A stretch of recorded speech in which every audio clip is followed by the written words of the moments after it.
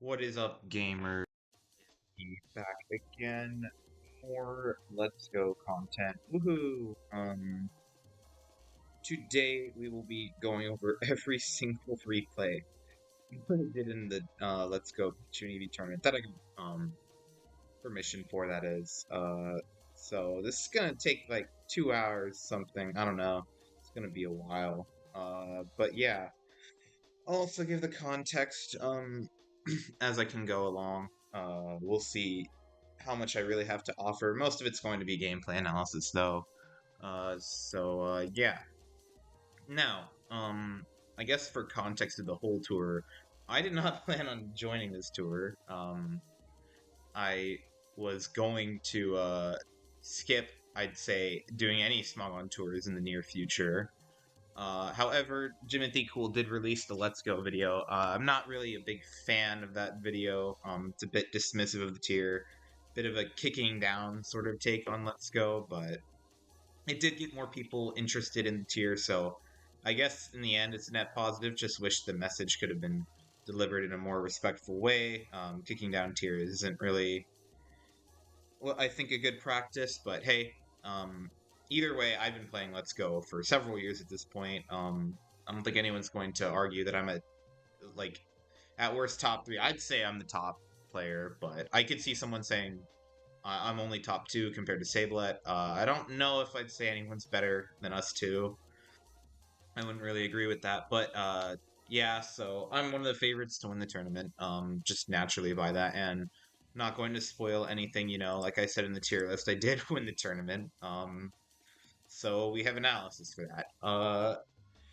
Now, those who know me about the tier know that I think a very small set of Pokemon are very viable.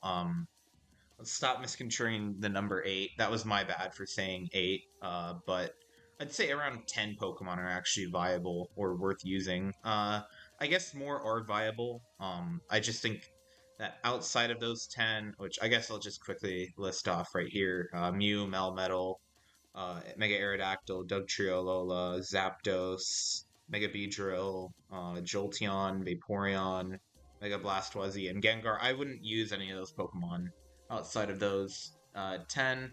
Rhydon's definitely perfectly viable. It just doesn't fit my playstyle, so I guess you could say 11. I think past that, if you've seen the tier list from yesterday, you're starting to lose a bit of your edge when you start dipping into things like Clefable. I know several people believe in Megavinu. I am not one of those currently, although that is subject to change. Um, so in total, I barely opened the team builder because of this throughout my entire tournament run.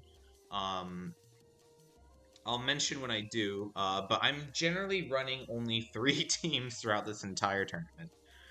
It's just double electrics, and then uh, actually, this team right here, although my sets are of course personalized, this team right here, the Mega Aerodactyl with these other 5, I call this Big Six, and then I also have a other Big Six variant with Mega Beedrill, and those are the only teams I generally ran. And I didn't really change them. I didn't scout. I didn't do much of that. I believe in playing with the best team, and this is the best team. Although I'm the one on my side. I'm running double electrics because I'll get into that in a second. So yeah, that's how I go through the tournament. I didn't scout really, except for the finals and one other set, which I'll get into later. Yeah, so up first, I will mention really quickly that all of the replays here are done with the consent of the player. If a player declined to my invitation to analyze the replay, that is completely their prerogative. There's absolutely nothing wrong with that. But I made sure this time to get permission from everyone involved in order to be critical, I guess. Like I said before, I'm generally not the best at sounding less harsh than I am, so I'm going to apologize in advance if I come across as overly critical or if I come across as harsh. That's not my intention. I just am generally that kind of person. Probably not the best personality, but hey, that's who I am. Um, yeah, don't flame any players. except me. I'll you can flame me if you want. Don't flame them. Don't harass them. Don't make them feel bad just because they lost a match. We're all just here having fun, and then so let's get into it. So this is my opponent. Doug Trio is broken. I'm not sure if this is a custom Abby or not. Custom Abby is generally emblematic of the skill of the opponent, because it means that they've won a tournament in the past. They know what they're doing. I have no knowledge as to my opponent whatsoever. I am not certain that this is their first Let's Go tournament, but it's a lot of people's first Let's Go tournament. So I kind of treat it as such. And the best team at breaking someone who's new to Let's Go Pikachu and Eevee is in fact this double electric team, because nobody really knows how to play around Jolteon when you've just gotten started in the tier. Again, I could be completely off the mark. Dokuro is broken could definitely correct me on that if they so wish. But yeah, I think they are new to the tier, so I bring a team that I think is specifically good into that in particular. So if you've seen other replays, you're probably going to be like, "Whoa, what's the lead going to be?" You're probably going to know that I'm running a U-turn rock set with Mew. I am. Every team I run, except in the finals, will be running that set, so I'm not going to go over that again. Then here I'm just looking to lead Mew, click Stealth Rocks. They should be doing the same. Nothing. Only thing that maybe you could do to get an early edge is if your Doug Trio has Toxic, or I guess if your Zapdos has Toxic, that's a bit more fringe though. So yeah, going to lead Mew. It's exactly what I'm gonna do. And they go Vaporeon. This is not the lead you want to lead against Mew. Just take the Stealth Rock trade. Shadow Ball isn't going to do a good amount of breaking through your Mew. Eventually it can, yes, but generally you're not getting your offense started like this. And yeah, so I click Stealth Rocks turn 1. And you can see Shadow Ball mewing right out the gate isn't going to actually make much progress. It's playing a bit of a numbers game, but Mew can eventually 1v1 Vaporeon. You need to click Yawn here, now that I'm somewhat trapped, probably, in order to actually force progress. But again, I could just U-turn out and go into Jolteon. Yawn is going to be annoying, but again, I'm not really fearful of that. And yeah, so the Jolteon's a good play to make here, because I immediately put on the pressure with Thunderbolt. This probably won't. I don't think this kills. I don't care enough to change. But yeah, going to Dugtrio Lola, perfectly valid move. Going to Mew isn't super great there anyways, because eventually I get more turns to break you down. You eventually usually loses the 1v1 versus Jolteon. So going Dugtrio here, especially when it's a pretty telegraphed Thunderbolt, I'd say. I will say that I'm never staying in here on this scenario where my Jolteon is potentially slept, especially because there's no rocks left. So the immediate punish of going Mew isn't there. Even if they read it with the Shadow Ball, I'm not going to lose my Mew in that case.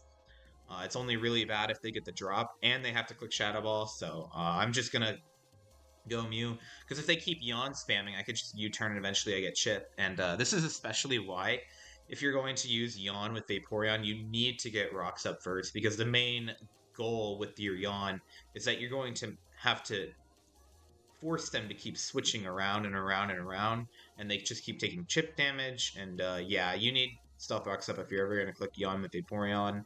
It could have worked, I guess, trapping my Mew earlier, but that's kind of still a net positive for me.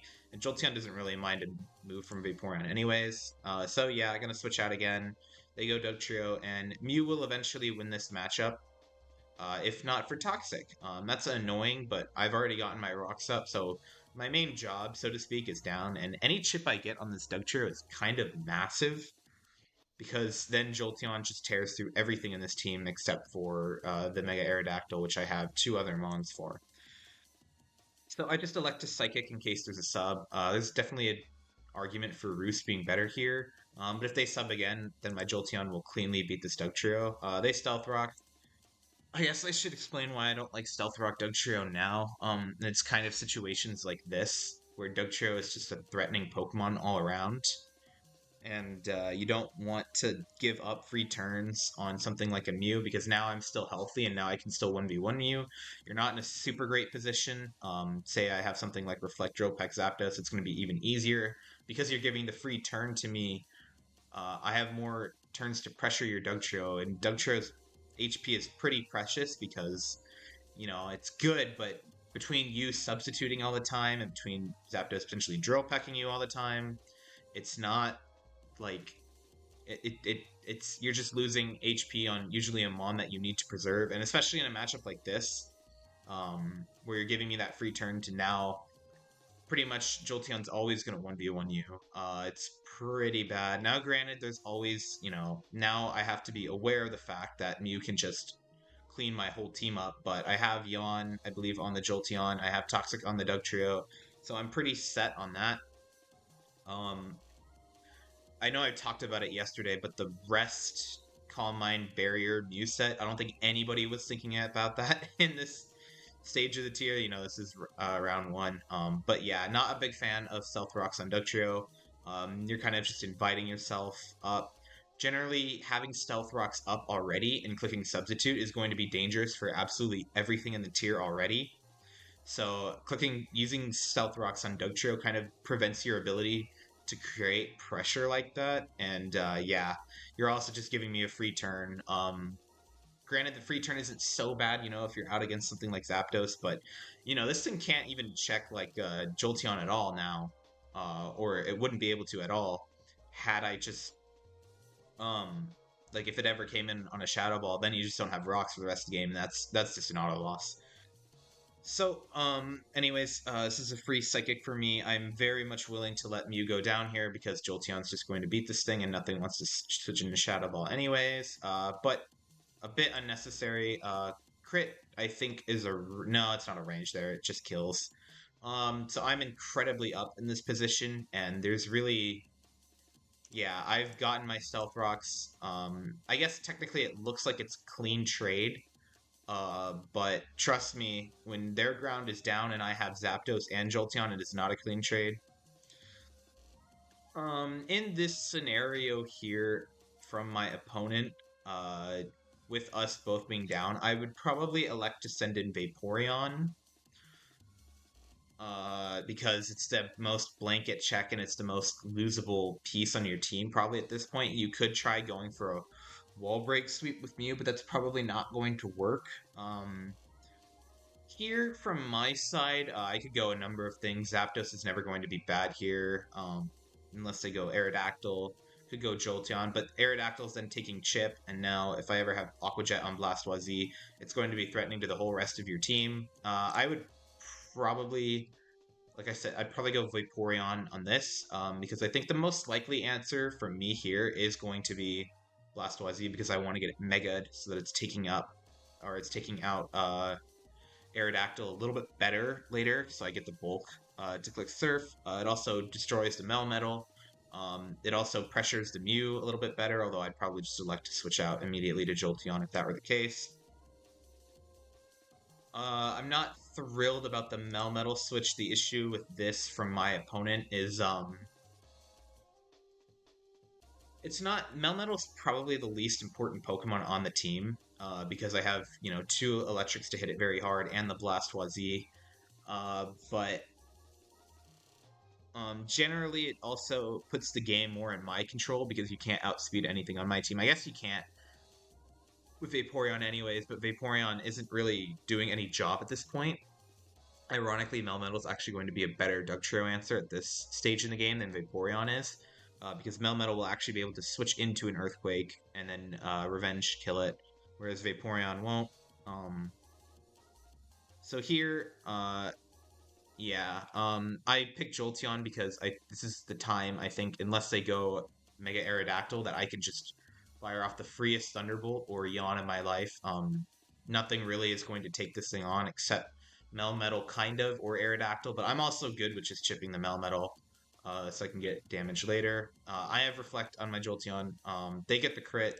Kind of annoying, but I think at this point I'm still very much in the driver's seat. And no freeze is more important, so I at least get my move off. And then, yeah, I gotta click free Thunderbolt. Jolteon's time is over. It's going to be a sack anyways. Might as well get the damage on Melmetal without having to risk something unnecessarily. And, yeah. So, technically that's losing for me, but again, my Zapdos is so threatening with Reflect at this point. I can easily just beat their Zapdos with my Dugtrio. Um, I still have my Mega to break through. I'd still say this is a winning position for me, even though it doesn't really look like it. So I think I accidentally played copyrighted music. So I'm gonna take it from the top of where it was. Yeah, so I believe I was right around here. Anyways, Thunderbolt the Melmetal. Then Mega Blastoise is just going to beat it cleanly after this. Get the Surf off. They don't have a really good switch in here. I'm going to just send in Dugtrio if they go Zapdos. If Mew comes in, I can eventually beat it down with Dark Pulse. It's a bit too early to set up and sweep. I still have options if it does. You kind of just have to take the trade here. It's not great, but I guess I should explain a bit more why as to you can't go Mew here because even though it does take the Surf, if you send in Mew, I click Surf, you're probably taking somewhere from like what 45%. Then Dark Pulse is eventually probably going to out damage any Mega Drain, assuming this is a setup sweep. And then I just Aqua Jet for the kill, and your main win con is down from there. And you probably can't win after that. Right now I basically have free reign to spam Thunderbolt with Zapdos alone. So, anyways, yeah, this thing dies, and then the response is Zapdos. It's a free Dugtrio switch in for me. Right here, they click Thunderbolt. Wouldn't have killed Blastoise anyways, but I still want it for the arrow. And now I just get to click a free substitute, or should be clicking substitute. Yep. Reflect is good on Zapdos, but unfortunately for them, I do carry Toxic for these exact situations. Drill Peck would actually beat me here, but they don't seem to have it. Aerodactyl comes out. This is a little more annoying than I'd like it to be. I wasn't clicking Rock Slide here, so this is the best way the turn could have gone for me. And yeah, right here's a little annoying because my Rock Slide isn't going to do enough. I can click Rock Slide. I probably would win the game from Blastoise there. But things could get a little messy with that. And I just elect to Toxic. They're going to break my sub. Except I'm a liar, apparently. I don't know why I clicked Rock Slide there. It should have been Toxic, 100%. Click Toxic here because it's eventually going to threaten more long-term pressure. Like I said, because I'm not hitting that threshold of getting them down to it's doing less than Stealth Rocks is what I should be saying. So it doesn't actually decrease the timer for them. The only thing it might do at the end of the day is make Aqua Jet range from Blastoise better. But this is a misplay on my part. Toxic definitely would have been better there.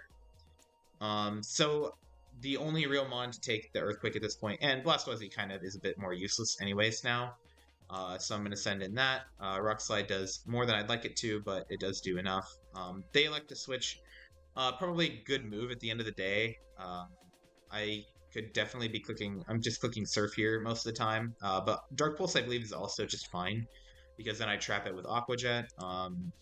But no, I just elect to click the safe move. I'm not playing perfectly here. It's been a while since I played Let's Go at the time of this tournament. So, yeah. Not at the top of my game, so to speak, but my Melmetal is still fully healthy. My Zapdos is still fully healthy. Clicking Reflect on Zapdos is just going to basically probably win me the game from here. And yeah, I don't know why I switched here. I definitely should not have switched here. This is a complete mistake. Clicking Dark Pulse is much more effective. But again, I'm rusty. Clicking Shadow Ball isn't going to do much for me. The Yawn is annoying, but I just select to take the Vaporeon. And that's really Zapdos' main job here. If they have a setup Mew set, they probably should have gone that here because it would have been much harder for me to deal with. But they elect to go Aerodactyl anyways. I don't know why I switched. I definitely should have just sacked. But they click Earthquake. An Ice Punch is pretty free for me to click here.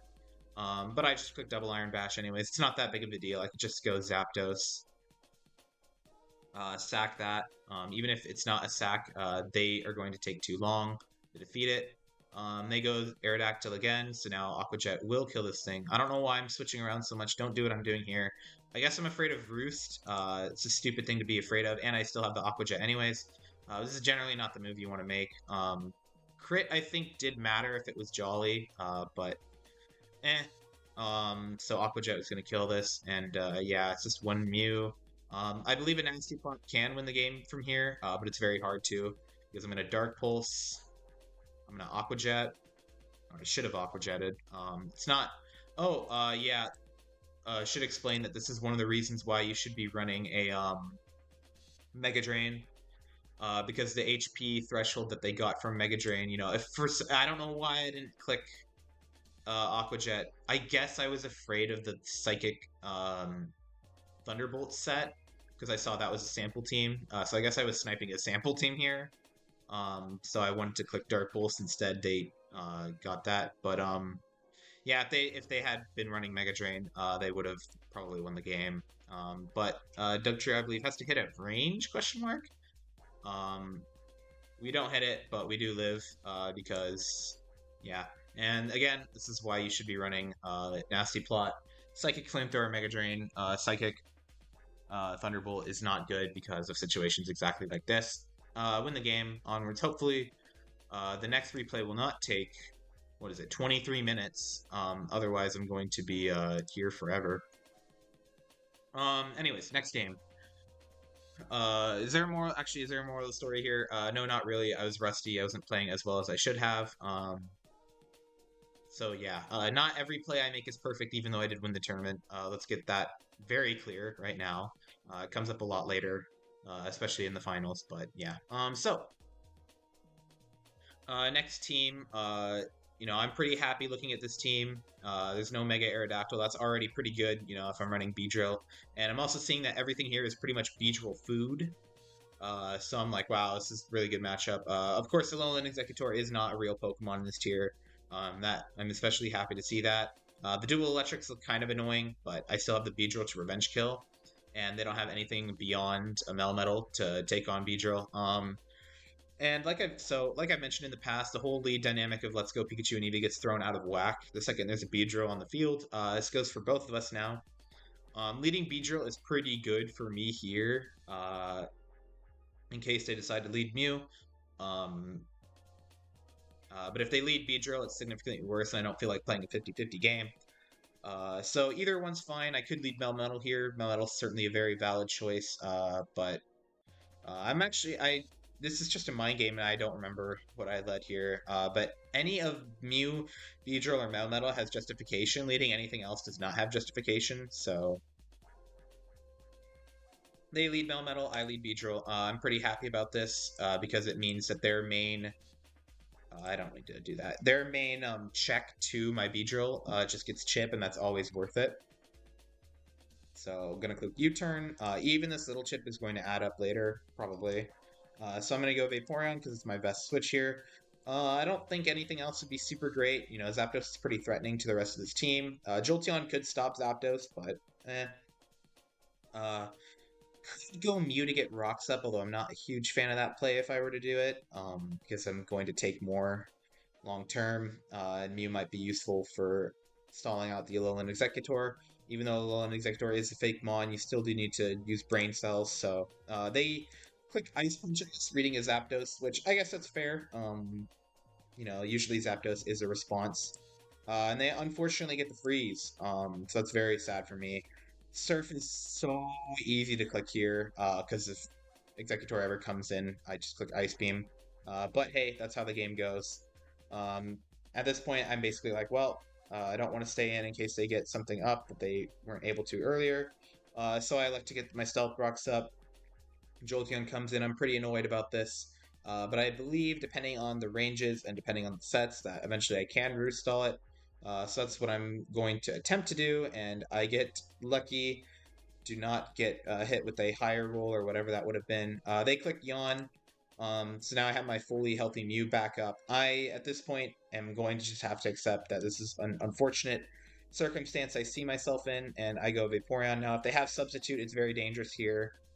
Very unfortunate for me if they do have it, but generally, it's, Yawn Reflect's a good set. Anyways, I've used it in the past. It's very good. I think any of Yawn Reflect Substitute, any of two of those three is fine. Don't drop Shadow Ball or Thunderbolt. But yeah, Thunderbolt crit didn't, although I was frozen, so, whatever. And it's a pretty annoying situation I find myself in here. Because they got the Reflect up, I can't just take it. with Dugtrio, so I'm gonna have to indulge in what I just did again, which is go Mew and eventually try and stall this thing out. If it ever clicks Yawn, I have U-turn, thankfully. Um, don't know why I clicked Roost there. Absolutely no reason to whatsoever. That might have been a misclick, but Psychic is definitely the move to. I don't know, because I can't PP stall. I couldn't tell you what I was doing there. Did I make the mistake of going to Alolan Executor? This is not the move you want to make in this scenario.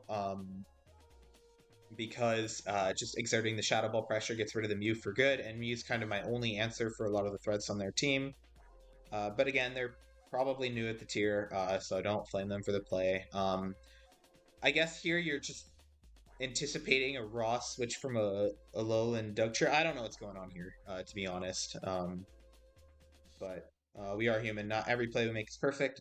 So I U-turn out because it gets rid of the Yawn, and I kind of have to, more or less, unless I just go for a Psychic Read, which would put me 2 down later anyways. And then I think if I was good here, I would have hit the Calc and make sure that this kills. But either way, I can use U-turn here, and it's pretty good.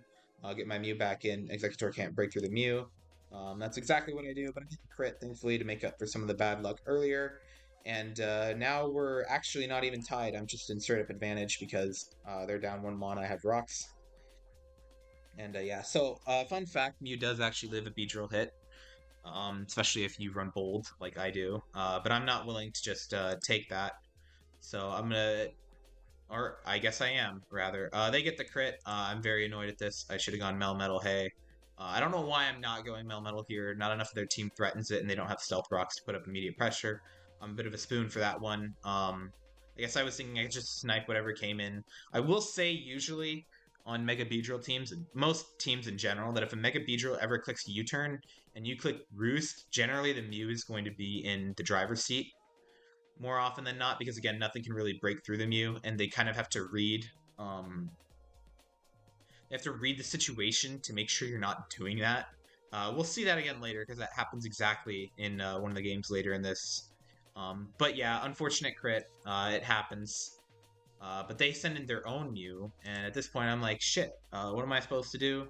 I guess I'm going to go into Beedrill, and I guess I'm going to click U-turn and probably go into Zapdos afterwards. I don't know if they're afraid or they didn't do the calc and didn't know it was a one-shot, but you kind of have to stay in here and get your rocks up. It's the only mon that has rocks on the field.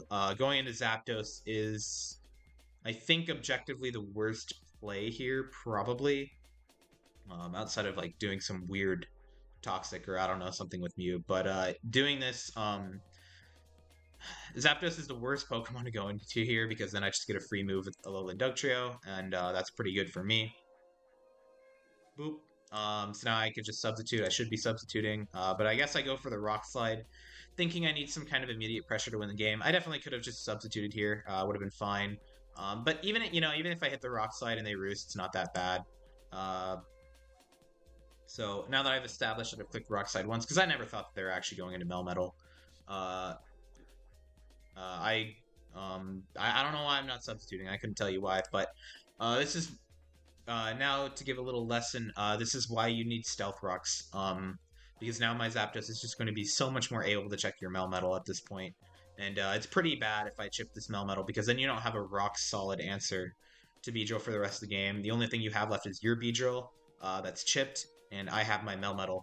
So yeah, get your rocks up, guys. 2 of my Pokemon are very weak, and it's the only thing stopping Beedrill from clicking U-turn every time I get free switch in. Reflect makes this more consistent, and then I can just start spamming Thunderbolt. Probably go Jolteon here if you're my opponent. It's not a super great situation anyways, though, because you can't ever get lasting pressure on Zapro. They're going for Ice Punches, might be looking for a crit or a freeze. I roost up. You'll see this a million times. This always happens, Melmetal versus Zapdos.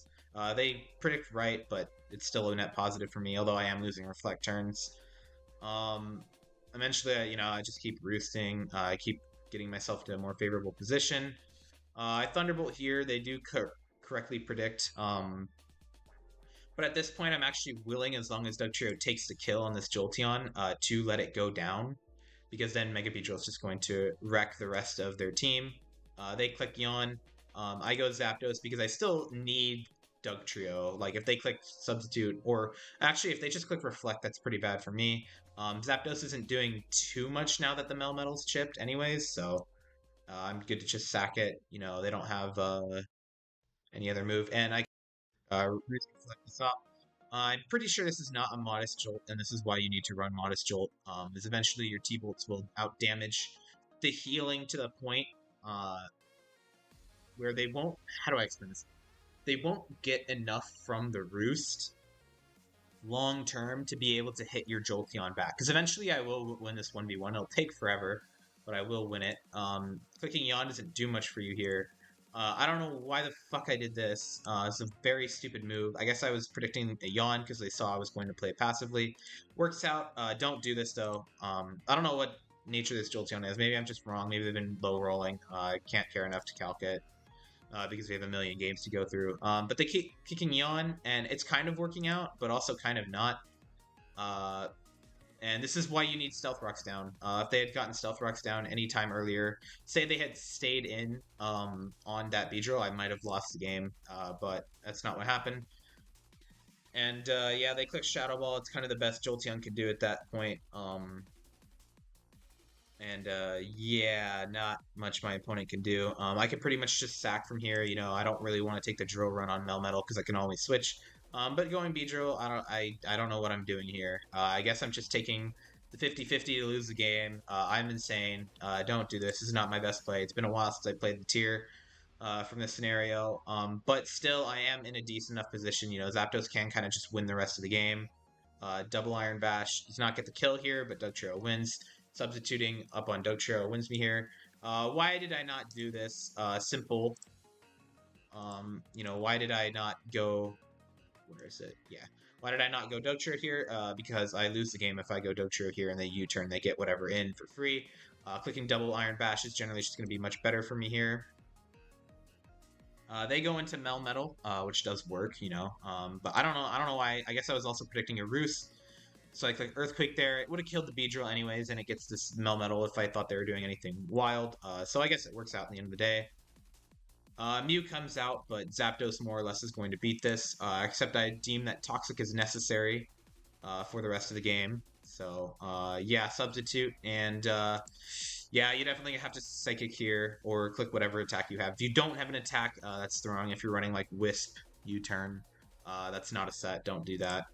But yeah, I get my Toxic. So eventually, I'm going to break through the Mew. I might take a Speed tie win, but I will do it. Dugtrio's job is over at this point because Zapdos is going to die as it comes in. So I'm good to just get the substitute off, the extra bit. And I just Earthquake here to get my damage off. This is objectively the right play from them, going Zapdos, and then they get Beedrill back in later. But yeah, it might take a speed tie. I will win the they have Flamethrower. It's pretty annoying. Good. I needed to be checking this more. So yeah. Won by the skin of my arse here. I definitely made a shit ton of mistakes, but again, I was rusty. They're new at the tier. I don't flame them. I think the luck was definitely on their side this game, but this is kind of why you need rocks, is you need to enforce any luck you do get in the tier with getting that unavoidable chip damage in, and limiting my ability to go Beedrill and Zapdos. Assuming, where is the turn? Right here, assuming, I wouldn't actually be that surprised if they were Jolly, just for building their own teams, but you always run Adam and P. If I had won the speed tie, I'd definitely just won the game from here. But hey, that's how it went, and yeah. So, week 2, my opponent doesn't show up, unlucky. Week 3 is losers only, so I don't have to play. And then we get into week 4, and I have the game for that. Now, a little bit of lore time, because now we have juicy lore to get into for the rest of the tier. Because I don't know who this is, unfortunately. They seem like a nice guy though. So shout outs to Doug Trio's Broken. Seem like a nice person. I do know Leo Perry, however. We've played several times in the past. I'd say we actually started playing Let's Go around the same time, I think. They beat me in a tour. I mean, they did win at the end of the day. I did lose my match, so that was fully on me. But it was like a weird round robin kind of thing because we were like in a three-way final. The other opponent couldn't show up and they beat me. Partially because I lost. I lost a 2 out of 16 chance. I guess it's 1 in 8. I missed rolls. It's very unfortunate. It was right in the finals too. I got smoked. I think it was game 3. I was very unhappy about it. Anyways, we've played a lot. I know how they play, and I know that they're kind of a goofy goober a lot of the time, as you could probably tell. Like, what the fuck is Charizard doing here? What is Eevee doing here? What is Poliwrath doing here? This hurts my eyes. Just seeing this, and I'm pretty confident I can win the match. Because these are 3 not Pokemon. The Mew and Mel's here, and Dugtra's here. It's all well and good. But what can I say? These are not Pokemon. Hopefully this match will give me a good example as to why Charizard is a fake Pokemon in tier and why I hate it so much. It's very awful Pokemon. Don't run it. It's not gonna win. Anyways, so yeah, here, no Beedrill, so I'm just gonna lead Mew, and I'm gonna click Stealth Rocks, and they are going to lead Charizard, and this is part of the reason why Charizard's so bad, is because you have to lead Charizard every time, or else the Stealth Rocks are just going to do too much at the end of the day, and you're not going to be able to recuperate. And I will say, because I was calcing this, because I was watching other games, seeing how other people perform with Charizard's roll or range to kill Mew is 18.8%. I don't remember if this factors in the accuracy check of Fire Blast, but that is how it goes. This Pokemon's so awful. Please don't use it. My Mega Aerodactyl is also going to limit its capabilities, and you'll also see that nothing in this team here really beats Mega Aerodactyl. You can argue that Poliwrath does, but I always run Wing Attack on my Aerodactyls, mainly for Venu at this point. So I'm not as scared of it. It'll take 1 hit and then it'll die. I have other things to pressure the Mew, which is the other threat. Melm, I have Vaporeon for that. Vaporeon's not busy handling this. Starter Eevee, I don't remember. I think it does pop off. Leo Perry is probably the best starter Eevee user. But there's a reason I didn't rank starter Eevee in my tier list. So yeah, not very good Mon. Anyways, I'm going to click Stealth Rocks, it's no secret, and they're going to Mega Evolve and do something.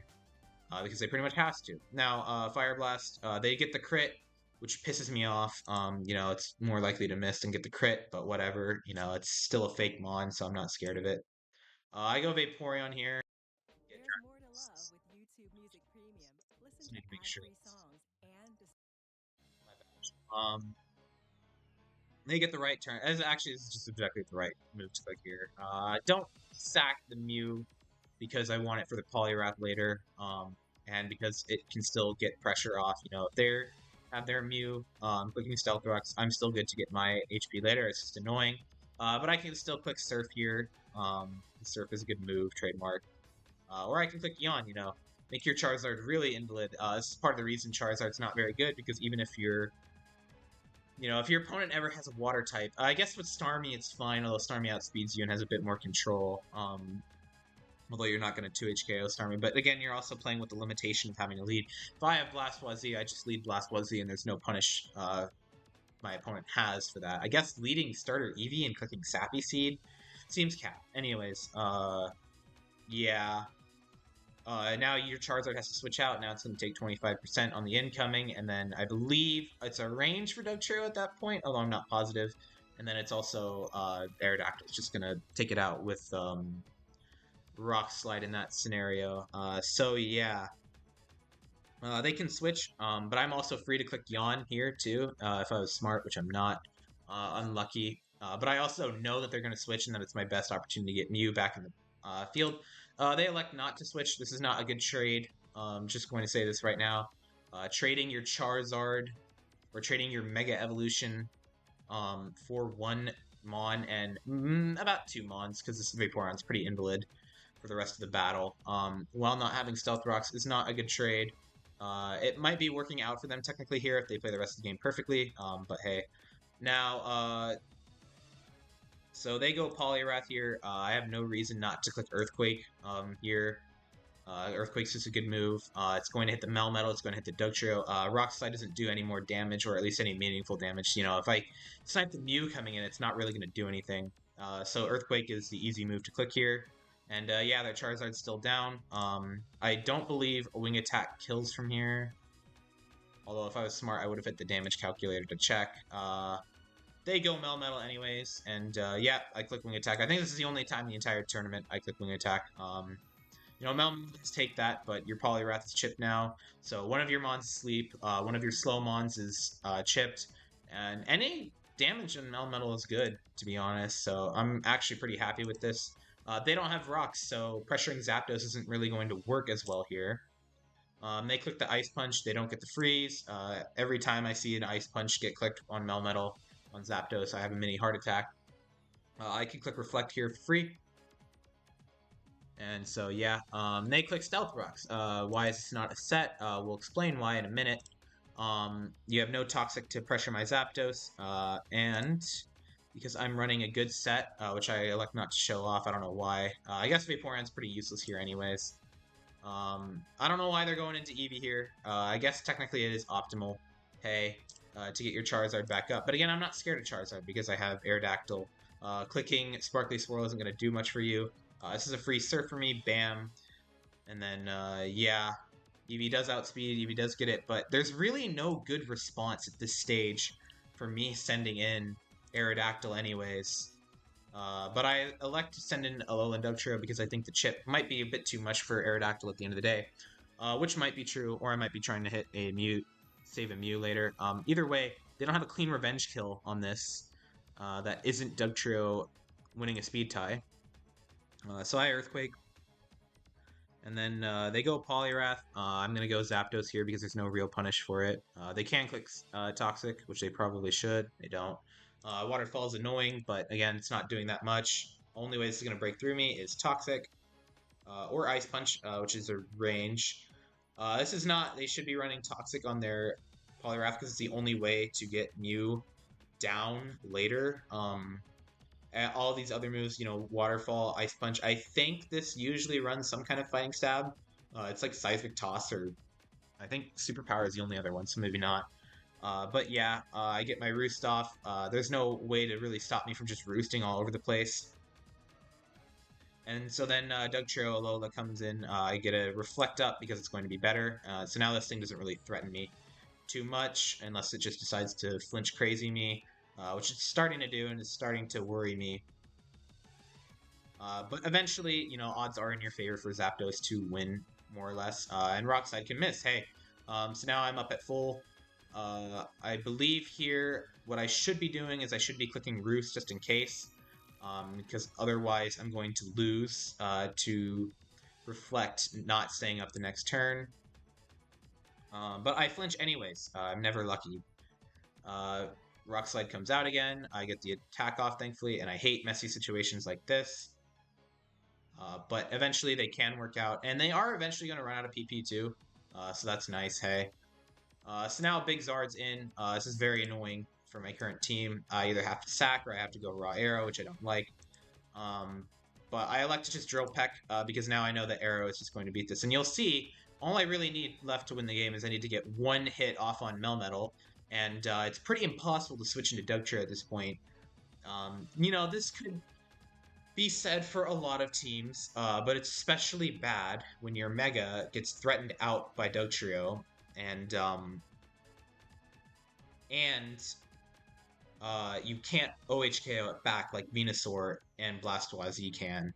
So this is another reason why Charizard is so bad. That, and they actually have to keep hitting their moves in order to beat me. But I think they're going to Roost here. I'm pretty sure that they are. So I go this. This is a bit insane. I don't really know why I'm doing this. I guess I'm just down and I decide I need to make bigger plays. Going Aerodactyl is probably the right move here at the end of the day because Dugtrio can also potentially win this game, although it's not as clean. I decide I just get the Earthquake off. They get the Fire Blast off. Unlucky, but there's no switching to Melmetal clicking or Aerodactyl clicking Earthquake. Crunch is also good here, though, in case I get Mew. But I click Earthquake because it's safe. Their only response is Melmetal, or Mew, I suppose. Hey, they do have the set. But because I believe they're going to go for some kind of nasty plot shenanigans, and I need to make a bigger move in order to win the game, I click Crunch. Mew can't outroost my Crunch. They get the Psychic off, but again, I'm in a good position. And this is actually pretty winnable from me here, to be honest, if I make right calls. Comes out. It's complicated as to how to handle this thing. There's a couple things I can do. I could just Earthquake here, and I can accept that maybe Zapdos plus Melmetal will be able to win the rest of the game, although that's not very likely. So I elect not to. I go Melmetal, and speaking of Earthquake, me clicking Earthquake here will also pretty much win me the game. I think what they had to do here is they had to sack Dugtrio, bring in Charizard, Fire Blast me, hope they win a speed tie, or hope I don't flinch. Or sorry, yeah, or no, actually no, I think it's you always lose when I get Melmetal out here. Um, because if I click Earthquake, if you go Zard, you can't break through Melmetal before it does enough damage to your team. If you go Dugtrio, you go Zard, I sack this, I click Earthquake with Aerodactyl, and then I click Earthquake again, and then your Melmetal dies to that plus... Yeah, so they lose. From here, I'm not... I guess going hard Zard here would have been... Or sorry, yeah. I don't know what to do from here.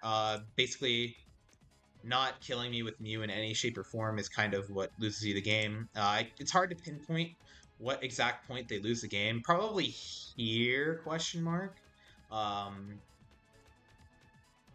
yeah. Not going Melmetal here is probably not the right move. Or, well, not going it immediately after.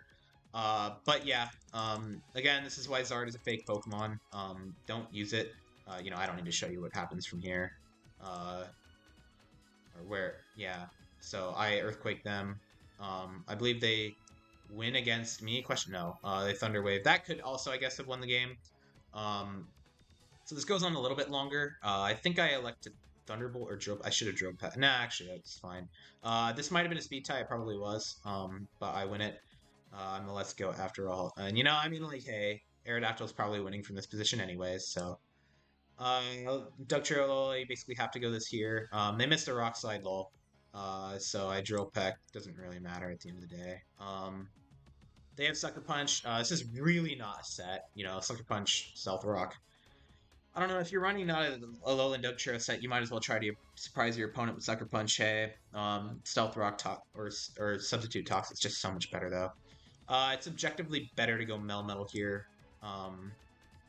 with the Reflect Up. Because if I miss this, then they can double Iron Bash me later. But yeah. So that's the game. Moral story, don't run Zard, don't run Starter Eevee, don't run Poliwrath. Poliwrath's, I guess, okay.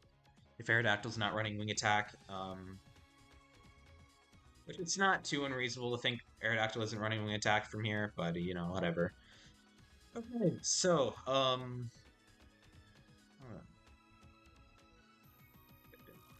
go... No, I'll try to finish the set, even though I do have to use the restroom. Anyways, and so this is the... nice voice crack. This is the time where I decided to scout my opponent because I respect Leo Perry as a player. This team is Wicked, that you see from here. I spent, I think 2 hours trying to figure out what could beat Leo Perry. They hadn't brought Zapdos the entire tournament when I scouted their replays, so I'm like, hey, I don't need Dugtrio. And this is, of course, a very foolish choice on my part, because you should always bring Dugtrio, because Dugtrio is one of the best Pokemon in the tier. And I come up with this, fantastical team right here that I think will just beat Leo Perry and win me. And I'm going to spoiler this one. I lose this game, and this is pretty much what sets in stone the rest of the tournament, that I will not build, I will not scout, I will not do anything like this. I will just play the teams I know and I think are good, and I will load up the teams that I think are good, because this here does not go my way, and I'll explain why in a little while. So, I have Clefable. Leading Clefable is definitely an option, but I think that they might lead Venusaur, but I'm kind of down to do it anyways. So, in predicting that they lead Melmetal to... Sorry, Melmetal? No, I think that they lead Clefable here, so I go Venusaur. And I instantly Mega, and I Sleep Powder. Yay, hooray, I'm up. Now they're probably going to go to Melmetal here. Actually, hang on, I should talk about this a bit more. This turn right here. First of all, Hashtag ban sleep powder. I think I actually named this team Please ban sleep powder Eve because I hate sleep powder. It's very stupid. It's a hedge move. Shouldn't be clicking it anyways. Reflect will always do more. Um, in like a consistent world, I guess, because there is a chance that sleep powder will just KO anything, and it's pretty disastrous to be asleep in an offensive tier like this. But, I think I was just looking for a Melmetal switch here, and I wanted to get more pressure on. But yeah, Sleep Powder is good here. Can click Leech Seed or can click Sledge Bomb to get the immediate pressure off if I really want that Clefable gone. Either way, I'm quote unquote up a Pokemon with this maneuver, although I am now saddled with a more useless Aerodactyl. They sleep for one turn. They go Melmetal. I Sludge Bomb because I'm trying to cleanly do. Leech Seed is fine here. I guess I'm just desperate for them not to get up rocks because I think that Zapdos will win the rest of the game in that scenario, or like my Mew will or whatever. I click Leech Seed here. They click Thunder Wave. This is generally bad for me, but it's fine at the end of the day. So they go Mew. I go Melmetal. As you can see, I don't have my pressure up with rocks, so these two are going to be more annoying. This thing's already kind of more annoying. It's just not a great situation to be in, to be honest. And eventually, I go Clefable anyways. And it's nice that I come in on Flamethrower. I know that they're going to go Clefable here anyways, 'cause it's their best chance to get their rocks back up. I click Stealth Rocks. I click Moonblast. They get the drop. I get the lucky 3-turn sleep, but it doesn't matter because I can't pressure this thing not to get up rocks. And my team's more weak to rocks than they are, I'd say. Uh, Thankfully, they missed Thunder Wave. That's nice, I guess. But I don't, my paralyzed Venusaur is not going to ever want to be against this. It's going to be just a mess. It's nice knowing that they have Flamethrower Mew, but I've definitely lost in this situation. And again, the Zapdos is much more threatening to me because my Zapdos won't do as much because they have a Alolan Dugtrio and I don't. So the best I can do here is I can just sack Clefable. Maybe get a drop might help, but again, Zapdos beats Clefable one-on-one. So I go Aerodactyl here, predicting that they will Roost here, which they do. And I get a quote-unquote free Rock Slide, although it's just a regular Aerodactyl, so it's not very good. Probably should have Earthquaked here, but I was just so scared of the Zapdos that I didn't. Not that it gets me much here if I do Earthquake, because Mega Aerodactyl or regular Aerodactyl is never breaking through this. I sack Clefable because it's the most sackable Pokemon on my team. Zapdos is my best response, and honestly, it's not really that good as a response because they have the Dugtrio. I'm taking Stealth Rock damage. I have Reflect up. They click Substitute, and I have U-Turn because I was confident that they would not bring Dugtrio, so I deemed that bringing Drill Peck was useless. And yeah, now I don't really have a great answer to this. I have Melmetal. It's probably better to go Venu here, but I'm scared of Paralysis, and they can also just Rock Slide. So all chip on my Melmetal is terrible at this point in time because Mega Aerodactyl is going to easily sweep through the rest of my team. The only thing I really have left at this point is a Mew with nothing to lose. So, it's nice that I get this chip, but I can't really break through this Mew at the end of the day. They Flamethrower, which is actually fine. This is the better trade, quote-unquote. But, with this Mew, I can't really break through it, and I can't break through this Aerodactyl. And because this video is going to be long enough, I'm just going to spare you the trouble. I can't break through so many things. We'll just fast forward to the Mew because this is the only thing that can win me the game from here. And I get my Nasty Plot up, but they have Substitute up. They Rock Slide. They don't even get the flinch. I get my objectively better Mega Drain recovery, I guess. But, Mega Aerodactyl is going to beat me. I couldn't really get a good setup opportunity there. Very unfortunate. I should have made a playlist. Anyways, yep. So yeah, I lose because I bring a bad team. This is an objectively bad team. I don't want to hear it otherwise. I don't care who else runs it. I scouted. It didn't work out. So I must say, I absolutely hate being in game 3. I don't like the stress of being knocked out because I am not continuing this tournament if I get knocked out in round 4. I'm like, fuck this. I'm out of here. I'm not playing anymore. So when my back's against the wall, who do I bring? I bring Beedrill. Now, usually, I wanted to give myself the objective best from Team Builder odds to win the tournament. I would bring Mega Arrow. But I know that Leo Perry's also a goofy gamer, so they're gonna bring some dumb shit.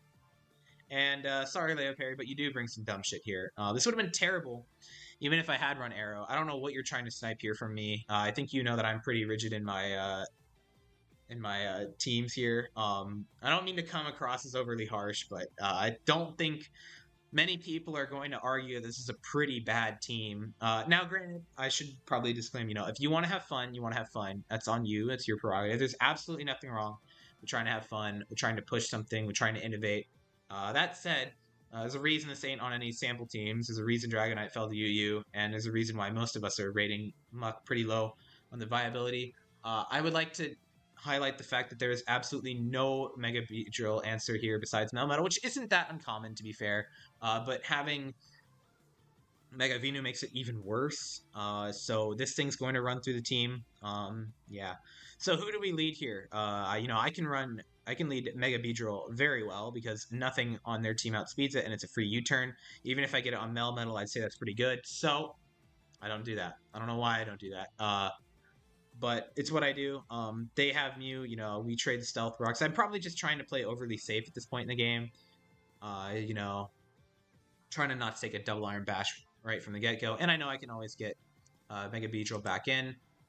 They run the fake set, which is Will-O-Wisp. This is not a set. Now, granted, this is definitely good for me here because the U-turn that I should be going for here, which I do, does enough damage to where now Beedrill threatens. God bless Beedrill. This Pokemon's so broken. So now I get a free X-Scissor, and that's always good against Melmetal here. Because it makes it one less attack closer to getting chipped to where Beedrill goes away. So now, this they take about a little over 30%. One more of those can definitely put them into drill range depending on the set. So now I go Vaporeon. Now I have a play to make. Surf's pretty free here. Yawn's pretty good here. Ice Beam's pretty good if they go Venu. It's also very good if they go D-Knight for some reason, although I don't know why you'd ever go D-Knight versus this. They could definitely go Mew here, though. Either way, they're probably not going to stay in, because then they just lose to Mega Beedrill without getting any chip off on it whatsoever. So what did we click here? They click Thunder Punch. Good move. On the read, most moves are going to click Kill Beedrill anyways, and I'm never staying in. I'm probably going Vaporeon. So Venusaur comes in, and what do I click? On the Let's Go. So now this probably makes it way too hard. If your Venusaur doesn't take the Earthquake from Dugtrio, that's just so bad. I don't know why they're running Earthquake Venusaur, I guess for Melmetal, but it's not a real set. And now they're really they're down one Mon. Their Melmetal's chipped. Their Mew is chipped. Nothing outspeeds Mega Beedrill. Their D-Knight might be their only way to actually check it. Dugtrio comes in, but I have the resources to handle this at this point. I can just go Beedrill and I can click Drill Run. And, even if they take me after that, I'm still so ahead that it doesn't really matter, if they Sucker Punch or something. But Mew also beats Dugtrio, so I don't really care. They substitute. I U-turn. I don't know why I U-turn there. I guess I was reading. Okay, I guess actually I know why you turned here because I never thought that they'd stay in, because Mew will always beat Dugtrio 1v1. So I was U-turning on a potential Psychic to Muck, which would have been good because it would have gotten me Dugtrio Lola. So they predict right. Um, However, the thing is here in this situation, yes, you do get the Rocks chip on my Zapdos, but as we know, I always have the good Zapdos set that always beats Dugtrio. So I'm running that. We'll skip ahead a few turns. I believe they crit or flinch me here, and it's unsafe. No, I just elect. So the thing is, because there's no objective reason to go to have Dugtrio not be here or not just fire into Mew, and I have the Reflect up. I go there. I don't think they run Toxic, so Mew is just going to own this all day. And they go Alolan Muck. I guess this is fair here. Generally, there's no reason to ever switch out when you have a substitute, but you're not doing anything with Earthquake here. You don't have Toxic. I'm going to click Psychic. If I'm going to click any attacking move, it's just going to break your Dugtrio. You're not going to get anything. So you might as well, avoid playing the Mind Game next turn, when I'm probably going to U-turn because I could just, loop this infinitely. But yeah, so I Roost as a go up. And I U-turn. I just need a little bit of chip on this thing. Now, they have a couple moves they could go for here. Um, Generally, Crunch or Toxic's going to be the move I would click here. They could click Fire Blast, if they think as a middle ground between me going U-turn Dugtrio Alola or U-turn Melmetal. Um, but I like to go Dugtrio. Dugtrio actually isn't doing much for the rest of this battle anyways, so because Mega Beedrill's just going to probably win the rest of the game. And they click Foul Play. I don't use Muck enough to know whether this is a good play, but Earthquake is so free here for me. I'm very happy. I love it whenever I get the chance to click Earthquake. They go D-Knight, objective better move probably, although it doesn't matter because D-Knight can never actually do anything because it's a bad Pokemon. I Rock Slide, I flinch, I'm happy about that. Then they get that. They Outrage. When you lock yourself into Outrage, Melmetal will beat you. I don't know why I goes out. Oh, I know why. Because I could just reflect here. No reason not to. See myself in a better position by the time the next Pokemon comes out. They're eventually going to confuse themselves. And I'm always faster because they have an agility up. So now I have more HP on my Zapdos for whatever comes in next. You probably should be going Mew here. I've revealed that I don't have U-turn. Actually, I haven't, I guess. But, I love this set. Um, the drill peck, reflect. They are so down at this point. There's really not much that they can do. I go Mew because I don't want to play a Rockside flinch game. They click substitute, and eventually, this isn't gonna do anything. I get Psychic off. Dugtrio is going to lose this eventually. If I U-turn Muck in again, it's going to die. I'm fine with this. They missed a Rock Slide. Zapdos doesn't have much of a purpose at this point because I can always just chip the Melmetal with my own Melmetal to set up the Beedrill. They miss a Rock Slide. I get another Reflect up. It's just not going their way. It's part of the problem when you use something like D-Knight. This happens, I'm sorry my commentary isn't very good here, but I don't feel like I need to express why I'm winning in this scenario. Drill Peck's going to break the sub. Could always roost again. In fact, I should roost again here. It's the objective best play, which I do. Because again, if they flinch me the turn after, I automatically lose, but I have another chance post that now. They Rock Slide. I flinch. Unlucky. They Rock Slide again. And I roost, and I hate playing this game. But eventually, they are going to run out of these two. So I go Mew because I'm trying to just PP stall it now instead of just go for anything else. And they can't break through this, and I probably should have done this sooner. Probably should have also gone Muck there from their position. But I think they're just not, I think they're just like, we still have the substitute up, so we might as well use it. Muck's here. I Psychic, doesn't really matter. I U-turn, go into Zapdos. And this is part of the reason Muck is so bad is it can't really threaten Zapdos very well. I don't think Crunch kills from here. And I can click Drill Peck here, and it's pretty easy to. You also can't damage it to the point. Toxic will eventually break through it, but it's too little too late at this point. I have a free Drill Peck, or just whatever I want to click. I go Mew here because I'm pretty sure I'm telegraphing a Thunderbolt pretty well here, and I think that they're going to do something else. What's their response? Exactly what I want. They go Dugtrio Alola. I can click Psychic again for free, or I can click U-turn again because they can't sub now. So that comes in. Beedrill is going to just harass their team endlessly at this point. There goes your other potential win con, I guess, at this stage. Dugtrio, I know that they're going for Sucker Punch here because it's the only play that makes sense. They go for it. They fail. And yeah, they can't really come back at this point in the game. This will probably take another U-turn, I believe. Yes, it doesn't matter at this point. It's too little, too late. Mega Beedrill is somehow the most sackable Pokemon in this team. So yeah, this is all well good for me. Melmetal's too low. They can't kill with 2 Earthquakes, so I'm just gonna Earthquake myself. Yeah. More of the story, don't run deep.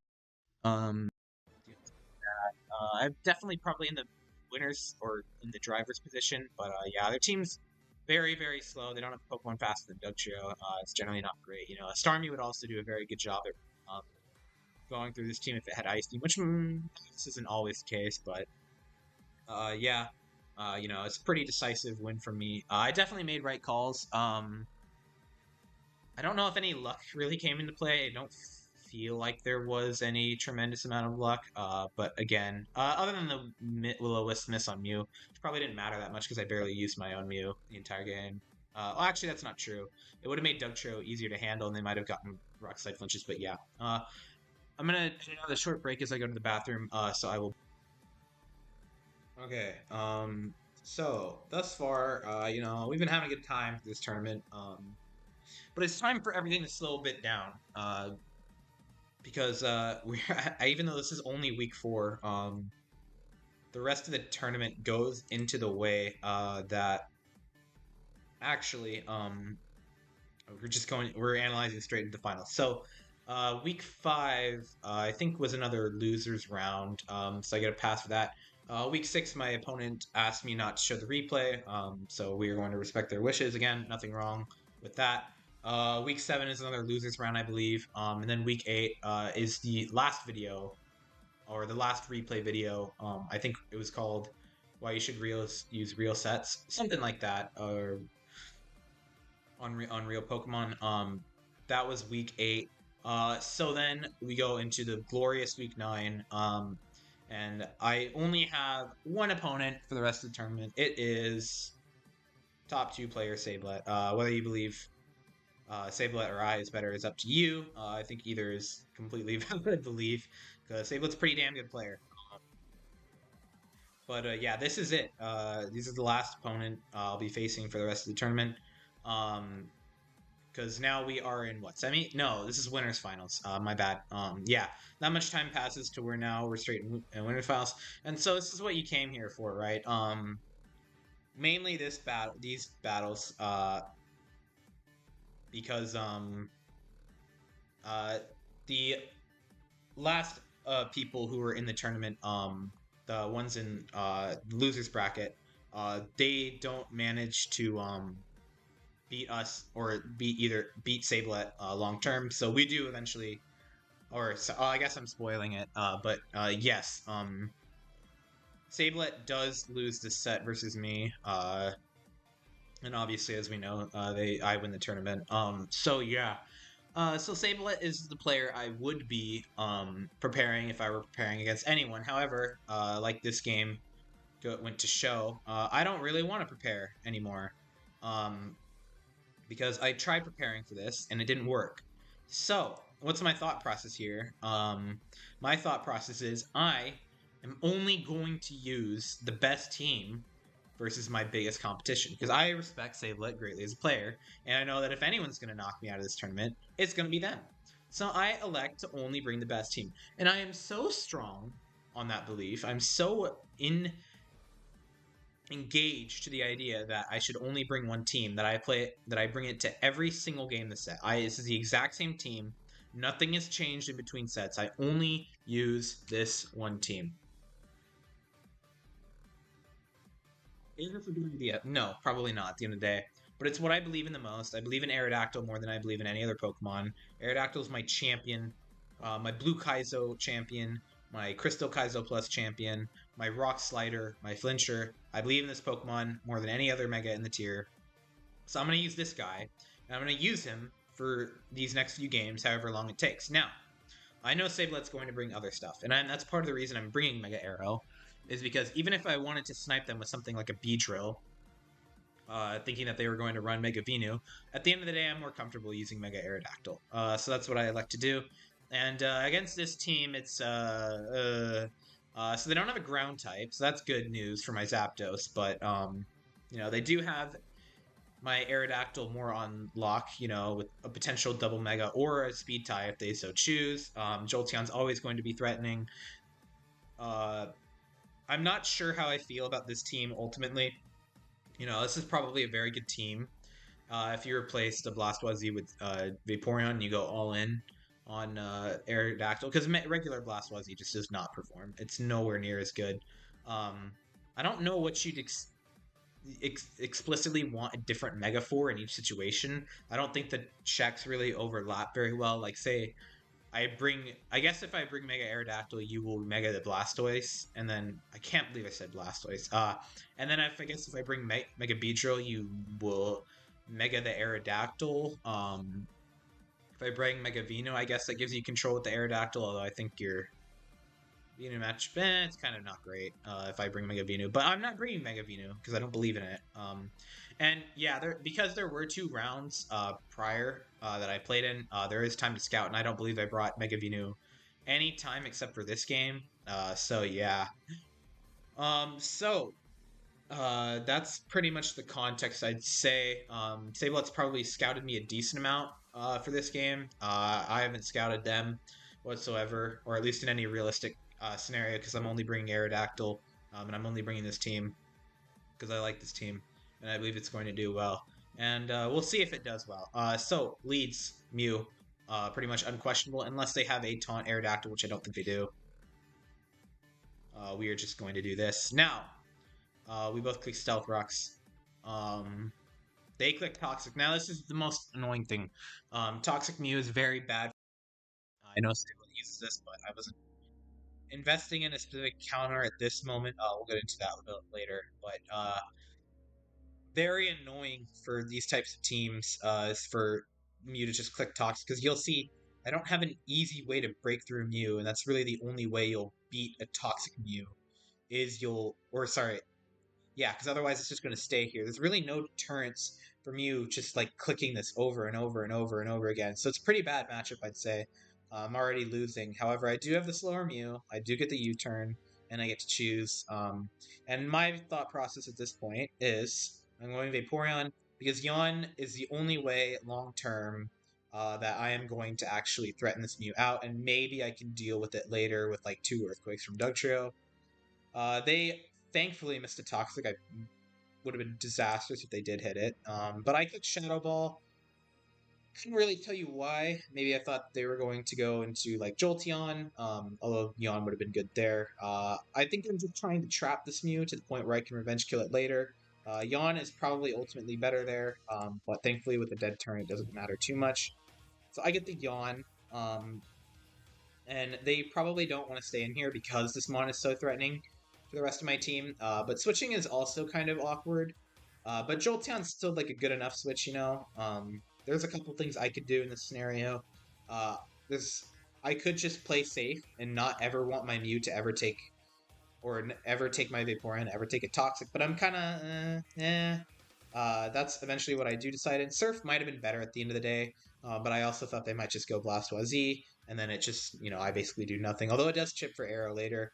I don't know if I mentioned this, but I'm running Adamant Arrow. I've explained why in the past. I don't feel like doing it again. So I never want to go into an Arrow War because I know I'm probably going to lose that because I believe Sablet's going to run Jolly, and I'm just going to lose my Arrow in that scenario. I also want to keep Vaporeon safe for that reason as well. So it's part of the reason I switch. So now Jolteon, this thing's probably going to Shadow Ball, and don't really have a great response. So I just elect to U-turn, take the hit. Maybe I can get this back in on Mew later and maybe roost up, although that's a bit unlikely. So I think Arrow, and this is one good thing about my team, is that I can click Earthquake more or less for free. Mew can't come in because I'll kill that with a crunch, but Mew comes in, I Mega, I Rock Slide. I believe I was. This is just a hedge. I did calc. I know I was calcing during this game. Rock Slide killed Jolteon, and I was worried that they might just raw switch an arrow since they're probably going to Mega Blastoise in this game because it's more valuable than Aerodactyl. I like to do that. And it's not bad versus any other, if they do go to Mew, which they definitely can do, and it just kills Jolteon. It's only bad if they go Melmetal, which is definitely a possibility, but I decided it's worth the risk. It's not, I'd say this is a fine play, because I thought more than anything else that they were just going to sack Aerodactyl. But, that wasn't exactly what they did. Earthquake would have been fine. This is technically a little bit better, because Rock Slide is a little bit more than Earthquake, but hey. So now I just like to take it with Crunch, and thank goodness that Mew is gone. I did not want to deal with it any more than I had to. So yeah. Melmetal comes out. Could be either Melmetal or Blastoise here. Both are completely fair choices to make.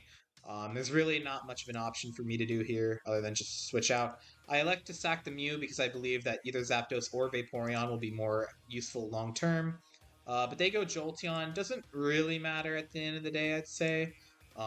Same thing's going to happen here to where I'm just going to Psychic. They're just going to take my Mon out, which is exactly what happens because I'm not willing to take a risk on losing Dugtrio.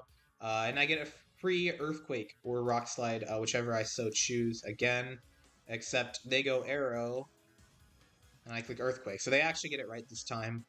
Um, had I Rock Slided there, I would have been in a really good position, but I didn't. No one's going to call me an idiot, though, for Earthquaking in this scenario. So yeah, they get bailed out. And now they switch out to Blastoise, and I stay in and Rock Slide because I don't think that they're gonna Mega, because Blastoise is a good check to my Aerodactyl anyway, so I don't think that they want to. And my Mega Aerodactyl will still outspeed the base Aerodactyl. I'm pretty sure. Actually, I'm not positive. No, it does. So I get that. I get big chip on Blastoise, which I desperately need at this point in the game. Look at that. Boom. So now this thing, I'm still threatened out. Can still click Earthquake. It still is going to live the Rock Slide when it Megas. But it can't switch into this again, which is all I can really ask for at this point. I don't think it can switch into a Alolan Dugtrio either. Not sure on that. But I'm pretty happy with that turn, all things said and done. Um, Even though I did miss it's probably better to have this than to take out the arrow itself. But yeah, so I go Vaporeon, and they Mega, and they Surf, and I'm fine with getting a Shadow Ball because it means pretty much anything else on my team is going to take. Even Melmetal is going to take this out immediately afterwards. I think Yawn, Stealth Rock Chip is also going to do the same thing basically. I thought they might have switched to something else there, but at this point, I'm just going to elect Surf, and they're caught sleeping, and I just take this thing now. And I get another sack, so I'm above on the sack war. I have my Mega while they don't have theirs. All I'm really looking to do at this point in the game is find a way to hit that Melmetal once, and it's probably GG. They click Substitute, I click Surf because I need to break the Substitute. Doesn't really do anything for them. There's really no reason not to click Substitute in case I make a misplay there. I don't run Sucker Punch. Dugtrio, everyone knows this. So I get free crunch there. They take the sack trade. I can only do this one more time, but all I need is the one more hit, and then I win versus the Melmetal. Looking back, I think staying in here is definitely a valid option. If I stay in here, I Earthquake. Eventually, with the Reflect Zapdos and my current Melmetal position and Dugtrio, I probably win the game. So probably should have done. I think this is a fine play to make, anyways. Though going Melmetal, because they'd be out of their mind to Earth. Well, they wouldn't be that crazy to Earthquake here, but when clicking Earthquake here is an option, I would not be clicking any other move. Double Iron Bash, good move. Still doing decent amount of damage. I think that they're going to switch here, either to Zapdos or to Melmetal, so I Double Iron Bash. It's both the best option versus Mel, because all I need is a little more chip on this anyways, to win the game.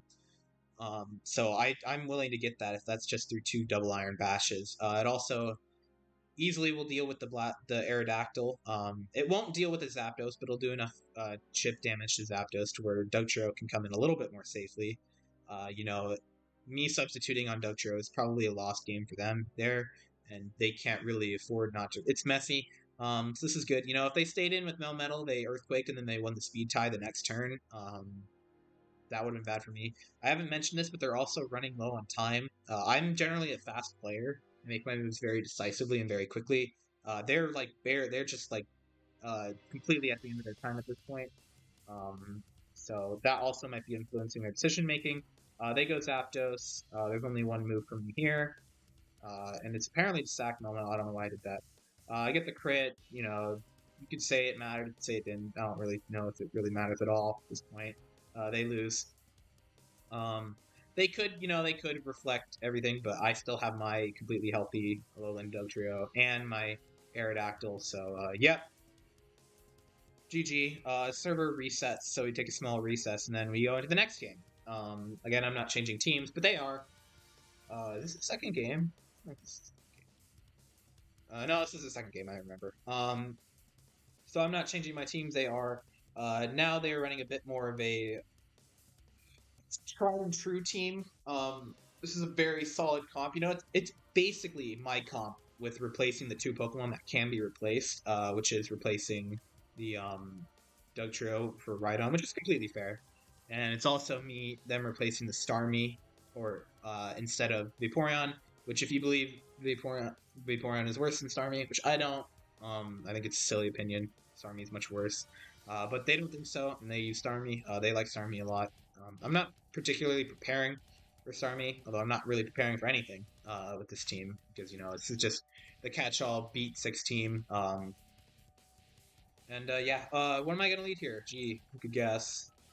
Wow, that's immaculate. Anyways, we do the same thing we always do. You'll notice as the players get more advanced that they start doing this more. Just saying, just putting that out there. This is the right move.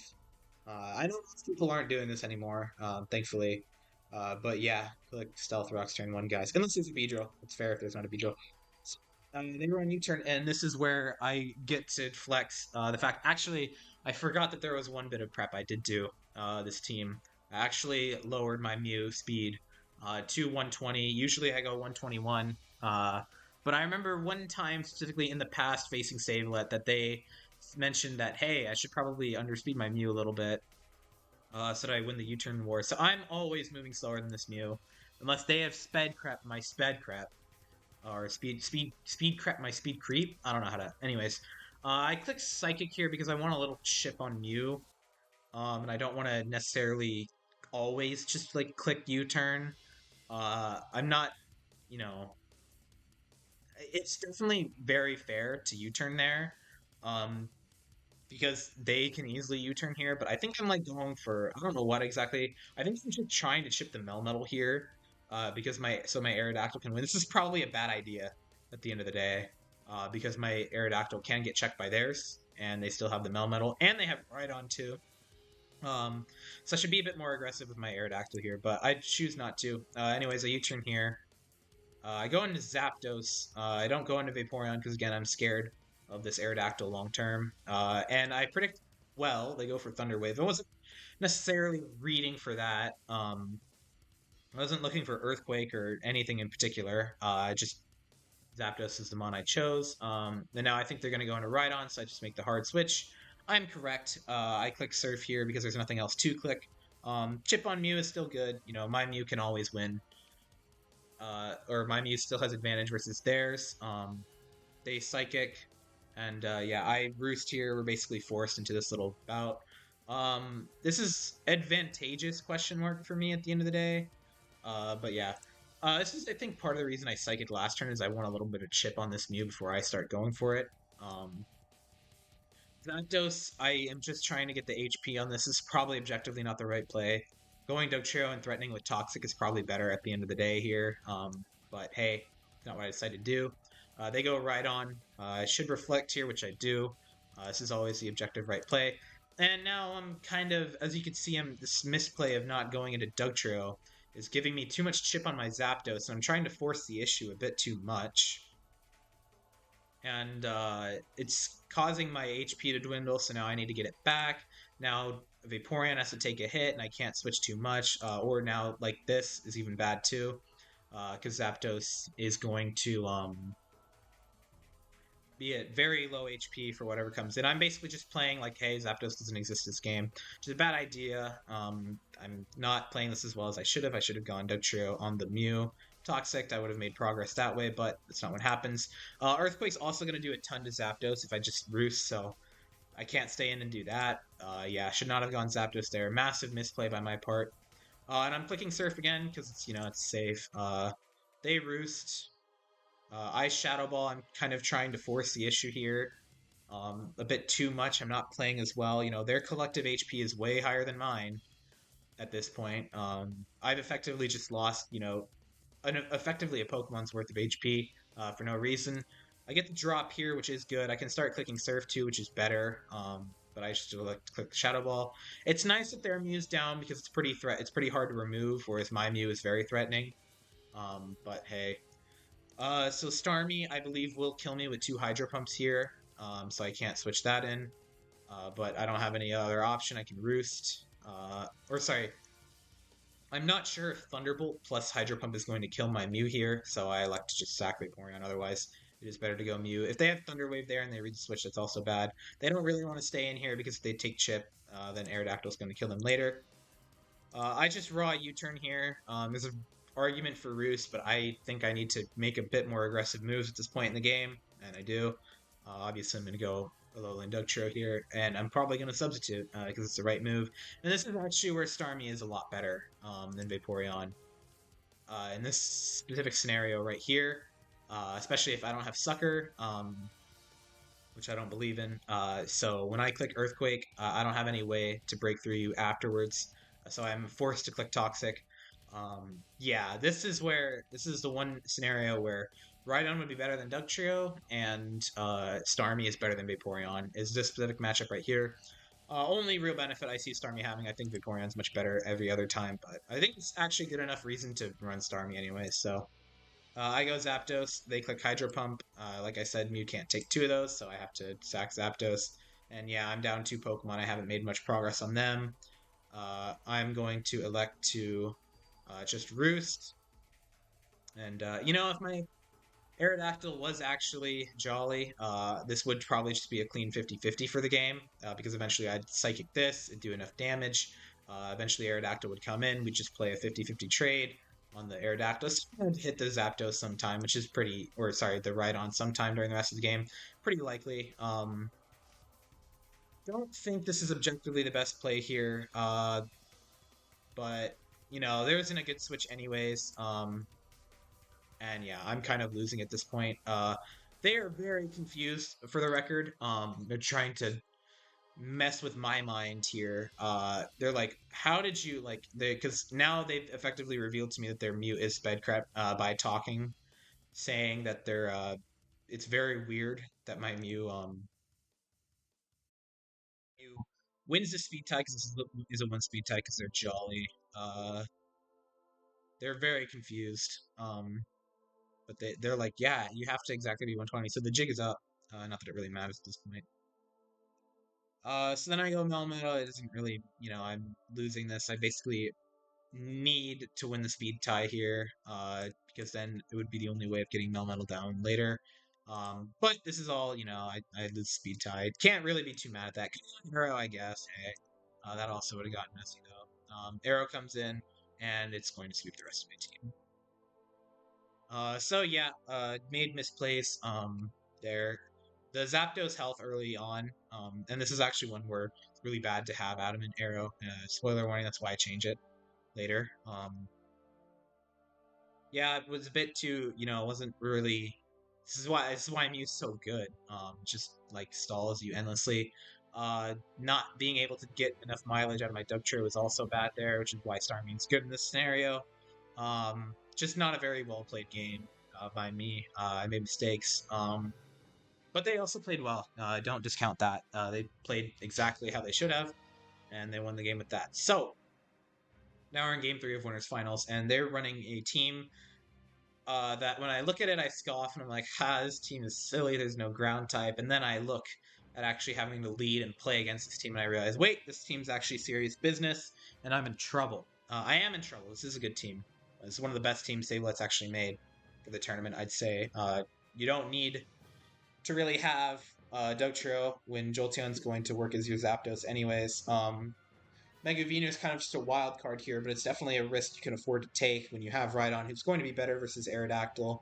Um, you also have Vaporeon for the Aerodactyl too. You have Mew, you have Melmetal. It's very good. Very solid team, I'd say. Sable's running here, even though I didn't believe it when I first saw it. Like, where's the Arrow? Where's the Dugtrio? Where's the Beedrill? Where's the Zapdos? Nope, it's a good team. Sable's a very good player. They built a good team. So, what are we going to lead here? What did you think we were going to lead here? We're going to lead Muse, and we're going to click Stealth Marks. We have a little bit of banner, by the way. They seem upset that I didn't. They said that they didn't warrant three teams. I guess technically not, but again, like I said, I only wanted to use the best team because I respect Sable as a player. So it's not disrespect Sable, I promise. If you're watching this, it's only because I wanted to use the best team against you. Anyways, wow, we click Stealth Rocks. Isn't that riveting? Anyways, I noticed by here, They apparently went in the team builder immediately after this and changed their Mew speed, which is fair. No, I'm not gonna flame him for that. What am I like? What am I gonna do? Run like uh relaxed min speed and then like get outsped by a Venusaur? Or like that's not like that's just silly. So no, I'm not going to speed creep anymore. I was pretty sure that they were gonna do this after last game anyways. But I just elect to be like, hey, well, whatever. So they're in the driver's seat more. Will-O-Wisp hate the set. So now they've effectively been are unable to use Venusaur's sleep powder against Mew if they're running that anyways, and they're unable to use Yawn. But the good news is that assuming these are both modest, which they should be, they're gonna break through Mew anyway. So I guess Will-O-Wisp is fine here anyways, but I don't know why this isn't just Toxic though. Toxic's better. Anyways, yeah, not much I can do in this position, so we just like we're gonna do this for a while. Um, I'm technically losing this, but yeah, I'm just gonna fast forward because either of us are too scared to make a move. This is like Chansey War, an RBY or something. We're both just trying to hack each other, I guess. Because my U-turn isn't gonna do much. I'm kind of just looking for the best turn to where I know I can get out on a safe move, and we do the song and dance a little while. I'm losing more health than they are, and they go Melmetal. And Ice Psychic. This is one game, unlike the last one, where I know that Aerodactyl is my win condition, so I do need to get rid of this thing. However, I can not risk Mew because otherwise their Mew is just gonna harass me. I guess you could use Zapdos against this thing, hey. But yeah, Zapdos comes out for me, and now we get to see why uh, their team is so utterly. I can't believe how stacked their team is versus Zapdos. They have both the Jolteon and the Rhydon. This is a bit excessive if you ask me. However, it is fair at the end of the day. Rhydon is a good Pokemon. They reflect. I don't really get the point in going Rhydon first there if you're just going to go Jolteon on me. I mean, I'm clearly going to Roost here, but yeah. And now I see the real problem, which is this Jolteon. This Jolteon's so annoying. This Pokemon's so broken. I can't like switch in very well without predicting a hard call to Dugtrio Alola. They can just substitute for free. It's not great. So what do? I go Arrow because I think that they're going to All right, here's my thought. I did have thought process. This seems absolutely livid. Not livid, mad. Same aren't the same. It's not the same thing. So why I go Arrow here because I'm pretty sure if they Thunderbolt once, I'm pretty sure that my Mew, I was almost certain I calced this. Then my Mew will beat this at the end of the day, or it'll like it'll work. Either way, I think that they aren't willing to take the risk that Dugtrio Alola is going to come in and just like beat it. But like a substitute, and I honestly should have lost the game here. I don't have a way to really beat this easily. I can break the sub, but I can't do anything more. I go a low Dugtrio. They click Thunderbolt. I think my switch here was pretty obvious, but you look kind of silly to Shadow. Even if you Shadow Ball into Arrow here, I think you're probably better because I'm not going to be able to get back any more turns from rocks anyways. I would probably say that Shadow Balling is the better move here, but you know, you would probably still win the game if you Shadow Ball here. Is what I'm saying. I don't want to be too critical on that move though, because I think it's also actually just fine to like click Thunderbolt here because you're gonna look like an idiot, if you know Thunder like an Aerodactyl breaks your sub and then it clicks a free Earthquake because Earthquake is pretty threatening to this team in this scenario. So yeah, anyways, yeah, so they Shadow Ball, and this is the best I can do with my Dugtrio. They get the drop. I don't think the drop matters. I'm pretty sure I died at 2 anyways. They can't sub anymore, so they do that. So I get away. Basically the same thing if I went hard Dugtrio on Zapdos. I don't remember exactly why I didn't. I think I was afraid of Reflect more than anything else, which is actually fair. So my Aerodactyl's going to come in, so I took Chip for nothing, which is bad. But I Earthquake. I get rid of the most annoying Pokemon on their team. I hate this thing, at least facing it. And so they send in Vaporeon. And at this point, I'm like, what do I do? I can send in my Vaporeon against theirs, but I can't lose my Vaporeon, or else I don't have an easy way to break through the Rhydon. It's also good to get that hit on the Melmetal. They can send in Venu. It's going to be easy. They can also just, they can just switch to, if I go Vaporeon and they go Venu, that's so bad for me. Um, they might just click Yawn, if they see me going Mew on their Surf. So at the end of the day, I say fuck it. Rock Slide. And what happens? I get punished, or I get never punished, because Aerodactyl is the GOAT. And this like completely changes the way the game is going from here on out. Now, I will say with my Adamant Arrow, which is finally paying off dividends, this is a roll, or this is a low roll. It's a very low roll, which is bad because I can't click Earthquake, which is definitely what I want to click. Honestly, mostly because I don't miss. But I get never punished here. I get lucky. This Vaporeon's going to have a hard time doing anything for the rest of the match. This is the one issue with Vaporeon is once it takes that one hit, it can't really do much else. But usually that one hit's all you need. So um, I like my Aerodactyl is infinitely more threatening because it has to take one less chip of rocks. This Vaporeon's much worse. Very very lucky for me here. I will say like, probably on this turn right here, I would have lost the game had I not gotten the rock slide slinch. But this is also, like I said in the tier list video, part of the reason Aerodactyl is so good anyways is it'll just bail you out like this. Um, like it's what 27% when you factor in accuracy for you to just be able to take a Pokemon like this. If they go Mew there too, this is still pretty good. They can't really threaten me long term with that. It's Aerodactyl, just broken Pokemon, very good. Suddenly I'm more ahead. They can't do anything to threaten this as much. I'm not clicking Earthquake here because this is a range, and I think they know that too because they go into Rhydon.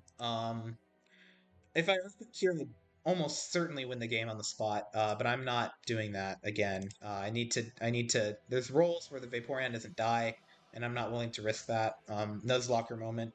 But hey, I'm playing what I think is the best move, and this is still awkward for me right here. It's not great, but at the end of the day, Vaporeon can come in, and there's really nothing else to go to, and they're gonna click Rock Slide. I am protected by my plot armor once again as they miss Rock Slide. You know, this is completely fair. There's really nothing else for them to click either. Yeah, I can click Surf or Ice Beam. Ice Beam is probably a little bit better here. There's merits to both though. If I'm trying to get the Venu, obviously I'm gonna go click Ice Beam. But I click Surf because I like clicking Surf. They click Young. Don't know if this is the move you should be clicking at this point. I guess you can go right on, but I'm going to take that. Venusaur Bruvness comes out here, and this is part of the reason why you shouldn't be running Wisp Mew. I know some people are like, whoa, Wisp Mew is Mew's best partner. Nope, because if my Mew gets whisked, your silly Leech Seed isn't going to do enough. Going Mew is probably better here, but I think I don't want to risk them beating me with their Mew, and I think they're going to lose to you anyways. So in comes a Mega Drain. This is probably copyrighted. Hired these copyright songs. I'm gonna. So back to this because I think there's potential copyright. I needed to make a playlist. Oops. Anyways, yes. So again, not punished here. Could have clicked Earthquake here, but not really great move to make. I don't want to risk the roll. So I go into Vaporeon as they miss a Rock Slide. I'm so lucky, it's insane. I am the honored one in all of Let's Go. They go Vaporeon, click Surf because it's the only move that OH goes right on. I think, actually. I'm not actually positive on that. I don't know if you should be clicking Yawn here. Nothing Vaporeon does to another Vaporeon's ever going to do too much, but I guess you force the issue. Um, I think this next play is a little strange where they capitalize off that of Venu. I think you can definitely capitalize that off of Mew is probably better because it's Pokemon at the end of the day. Well, I guess I could just click Yawn anyways. Staying in is definitely actually a fair play for me here, although I'm still a bit too concerned about Rhydon beating me at the end of the day, so I like to switch out. I could go Mew here, which definitely would work, but I'm a little like, if it Leech Seeds here instead of Mega Drains here, then my Mew's going to be pretty hard to break after that. So I go Melmetal instead. Melmetal's actually really not doing much for the rest of the game because there's a Wisp Mew, and a Rhydon will outspeed it anyways. If I get that hit off on Rhydon, that's all I want. They click Mega Drain, it's completely fine. Nothing wrong with that. And then move Food Speed. I am the Let's Go. Ice Punch. I think I'm afraid of Mew coming in, or I don't have Thunder Wave. Thunder Wave would have been a better move here, but I'm pretty sure I don't have it. But yeah, Ice Punch. At this point, it's easy to say that Sableye doesn't get lucky, or does get lucky from not getting frozen because the luck is so against him this game. Double Iron Bash definitely could have is actually probably the better move to click here. Actually, it is objectively the better move to click here. So that was a mistake on my part. It isn't doing that much more damage though. But yeah, I go Mew because I think that they're going to try and sleep powder me because it's what they need to do to make it back for the rest of the game. They reveal they have Reflect, which is still a better move, but I'm trying to play to my outs at this point.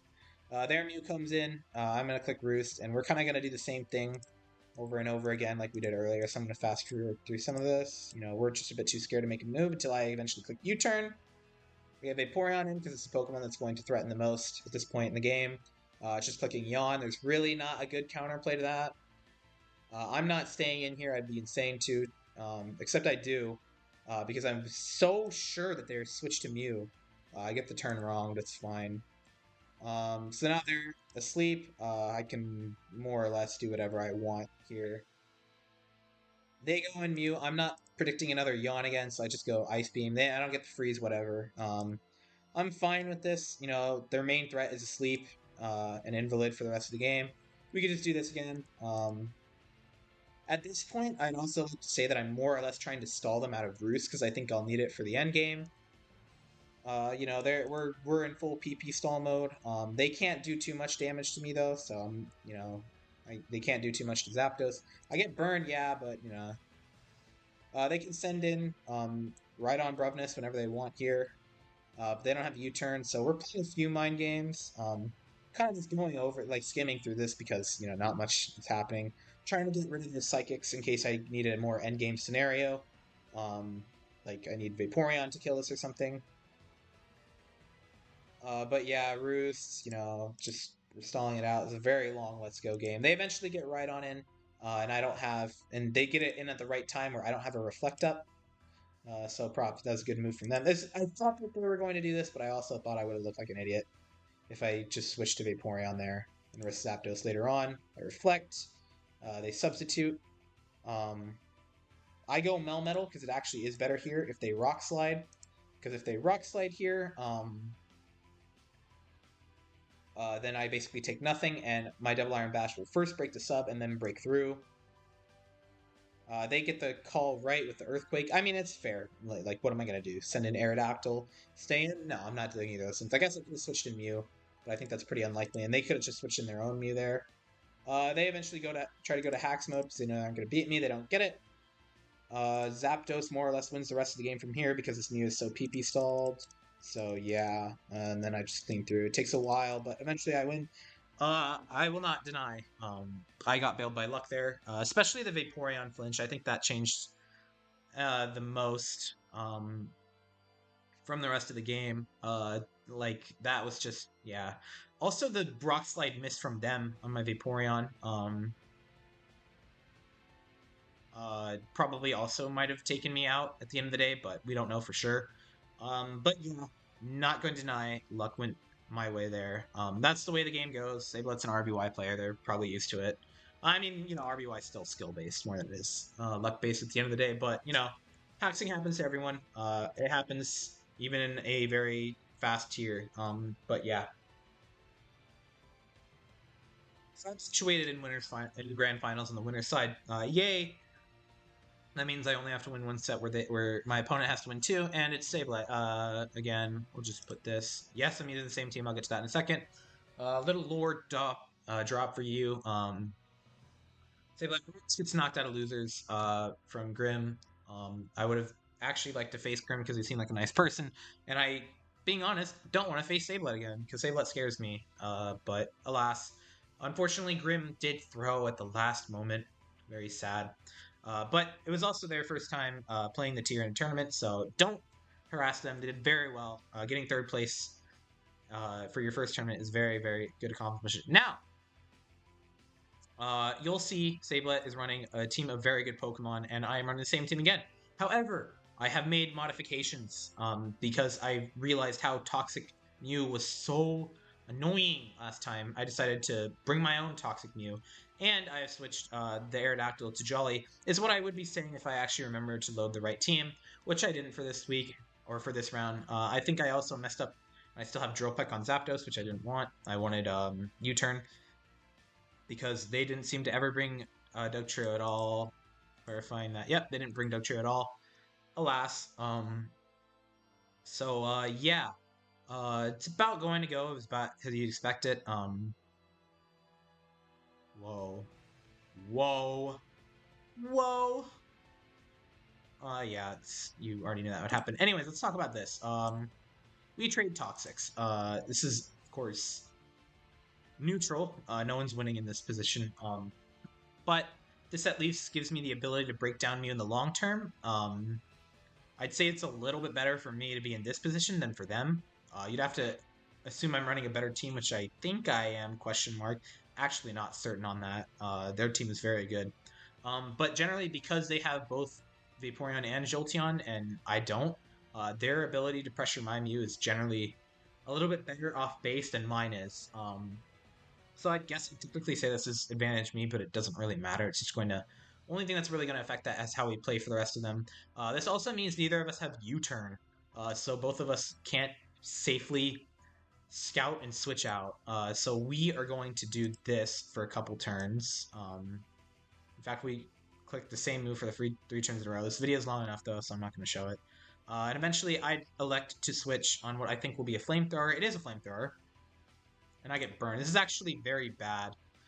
Because the Rex that Vaporeon hits, it just barely hits, so this 10% burn is pretty bad. You know, Sableye deserves a little luck, though, after this game. Yeah. I threaten the Mew here with Shadow Ball. However, they also have a very good Jolteon that they can go into. There might be a world where just sacking Mew, or I say sack, but just letting Mew go until it dies would have been better for me. But we'll never know that world because I decided I tried to get advantage. Jolteon comes out here. I don't click Surf. I click Shadow Ball.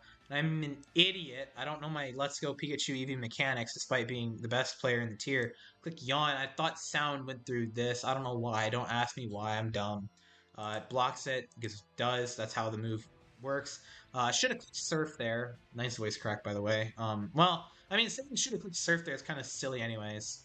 I have no easy way to break through this Jolteon at this point. I go Dugtrio Lola.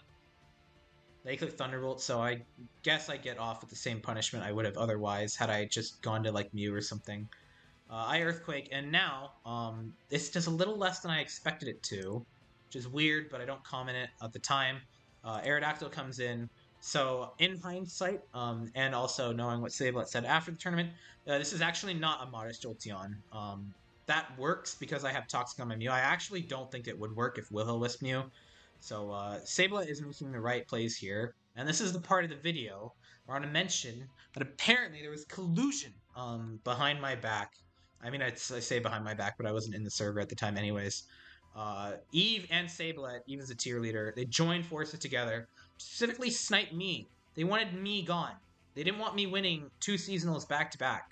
So they came up with a bunch of weird techs, like plus defense Jolteon. And this angers me greatly.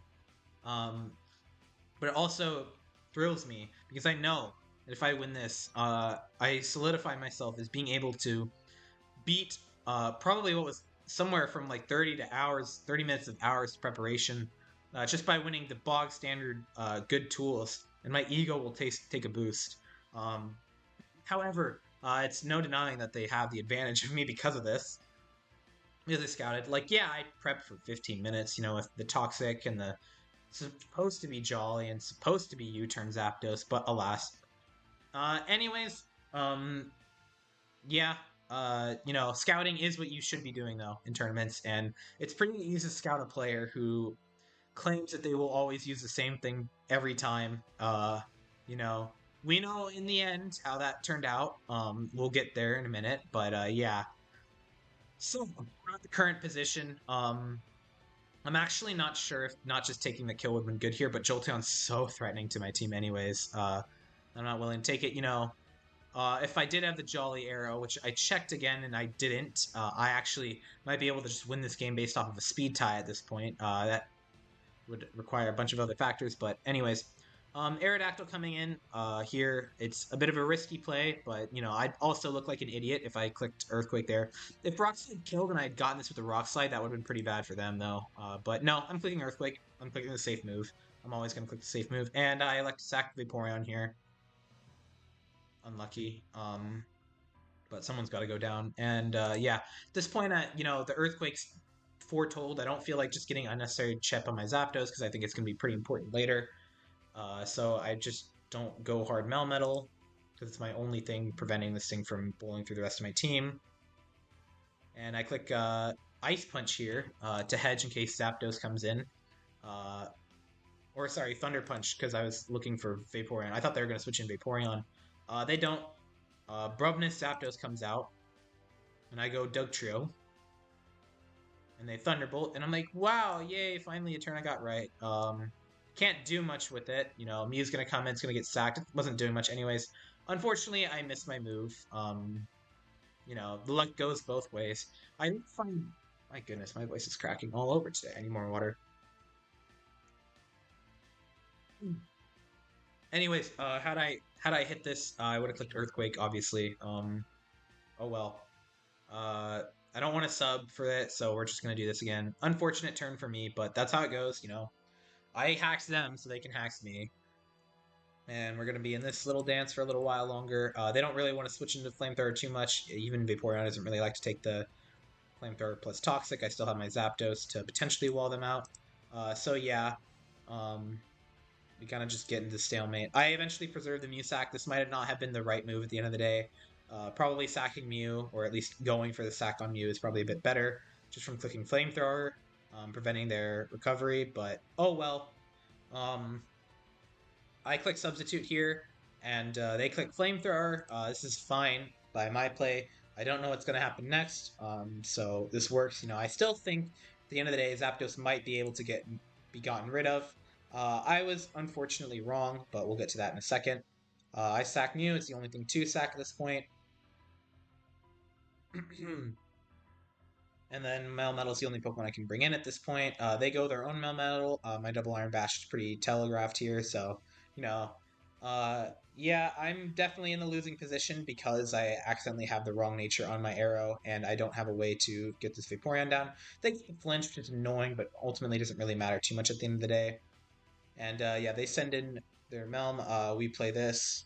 Like I said, you see this a million times. I get the Para, a full Para. Sablet says another one of those. I don't know why she's saying that. She's definitely still in the winning position. I guess she doesn't know that because she doesn't know about my arrow potentially being able to speed tie. And here's where I get sniped. Agility Zapdos. Nobody ever uses Agility Zapdos, but it works here. Had wait, uh, had I had the Rhydon instead of Dugtrio, this would have been easy pickings, but I didn't, and I was a bit too low, and I can't say anything other than they got me. They did, in fact, get me. I don't have Toxic on Zap. If I had Toxic on Zapdos, there actually might have been a way to win this with Reflect still, but I don't. Except for the future, maybe. But yeah, their sniping pays off. They win. Yes, I try to stall it as long as I can, but eventually I just can't win. And I lose. First game of Grand Finals. Unlucky. So, what do I bring next game? I bring the same fucking team.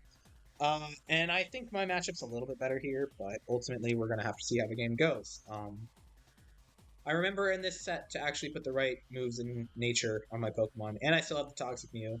So, yeah. Wow. Wow.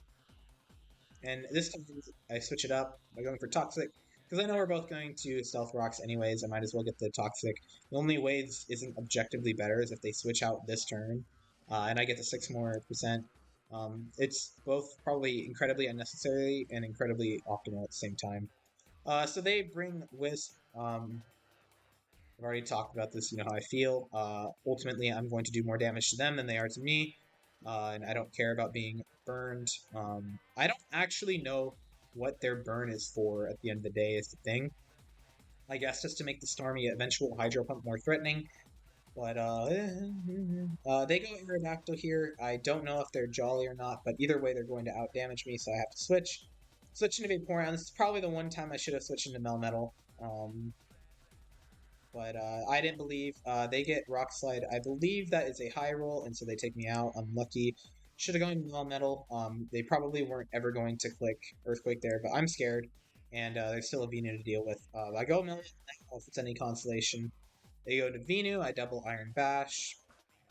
I go into my Mew because it walls this perfectly now that I know it's not Mega. They Sleep Powder. It fails. I can easily get a Roost off, and we're kind of back into a more neutral position. This thing's still annoying, except my one other check to this thing isn't here. I go Melmetal this time. They Rock Slide, so I get the turn right. Double Iron Bash is still pretty threatening for them, thankfully, but they can also just sack Venu, and I'm going to have to make that read at least one more time, which I don't like. Starmie comes in, and this is where it's actually pretty annoying, because Hydro Pump is going to 2 HKO me. So I don't remember why I did. I guess anyways, you know, they clicked Surf. Had I known it was Surf, I would have gone Mew and I would have never lost, but I didn't know it was Surf. They kind of from last game too, so it's fair. I have the Alola Dugtrio, and I'm going to click U-turn. The one game, of course, I don't bring Reflect, Dropek, Zapdos is the game. They bring Dugtrio. It's unfortunate. Unlucky. So I send in this guy here because Earthquake is very threatening to their entire team, and something's going to die. Good stuff. Nice crit there, Potter. Very, very meaningful. This thing comes in. My only option really is to go Zapdos. If they had Ice Punch there, which was completely, like, honestly, it's what I would have done. I would have lost the game there. Now we have to play the fun game of will I lose? I reflect here. They substitute. I think they should have rock slided at the end of the day, but this is also fair anyways. I don't know if they're running sucker, but they get the rock slide. Eventually, would break through this, if I did have the good set. I don't bother risking a Rockside Flinch for a U-turn. Mew will eventually beat this, though, because Mew is the best Pokemon in the tier. So we'll skip a little ahead. They're just, like, going until they can't no more. I'm just roosting as much as I can as well. And, yeah, eventually I am put in the position where it goes down. However, the Flamethrower Mew, not having Psychic is biting me here. I wish I had kind of died there because they reveal Roost. Sorry, I'm going a bit too fast, actually. Yeah. Dugtrio dies. I click Flamethrower. I could have clicked Toxic, but I wasn't respecting the Roost. And my inability for my Mew to die there burns me, finally. If my Mew had died there, I think I actually would have won the game because I would have gone Melmetal. I would have, well, it's not guaranteed, but it definitely had a chance, beyond the speed tie win. Alas, you can't stay in here. You have to go Starmie. I don't know. Remember if I read this, I don't. And I guess like you can stay in there, but yeah, Surf. At this point, just like nothing can take Surf anyways. Zapdos doesn't take much from Surf, but I think it takes barely just enough. And if they have Ice Punch, I lose. So yeah. Um. So at this point, I. So first of all, if I choose to, I can take the 50-50 to win the game. So I am technically an advantage, but I have other options as well. If I go Zapdos here, which is the objective best play, even though I choose not to, I can reflect. I can get it a time maybe where Aerodactyl can't kill me. Actually, I think sacking Melmetal's there better there anyways because Aerodactyl's going to kill me. So we can play eventually a little game where I reflect and I try to have enough HP on a reflect turn. Hopefully they won't flinch me with Rock Slide. Plus I have the advantage of still being able to take the speed tie. So I reflect. We play this game. I'm going to win 1v. I'm going to win this 1v1. So no matter what, I'm going to take a 50-50. So we're just doing this a little while. Fun stuff. And here is where I probably need to explain this turn. So why did I not roost this turn? I was dead sure that if I roosted, they would just like I thought that they were just gonna go to air, and I could tell that they were thinking about it because they had the timer tick on them. I think they actually reconsidered it after I was taking so long to consider this file because I was like contemplating this turn for like 2 minutes. If I roost here, I would have won the game probably. Well, there's always a chance for Aerodactyl to win the game, but had I put Roost here, they would have attacked me. I would have had another Reflect Off. I would have probably lived the Rock Slide, I think. But I was so sure because if they switched to Arrow here, they could have Rock Slided me. I would have lost my Zap.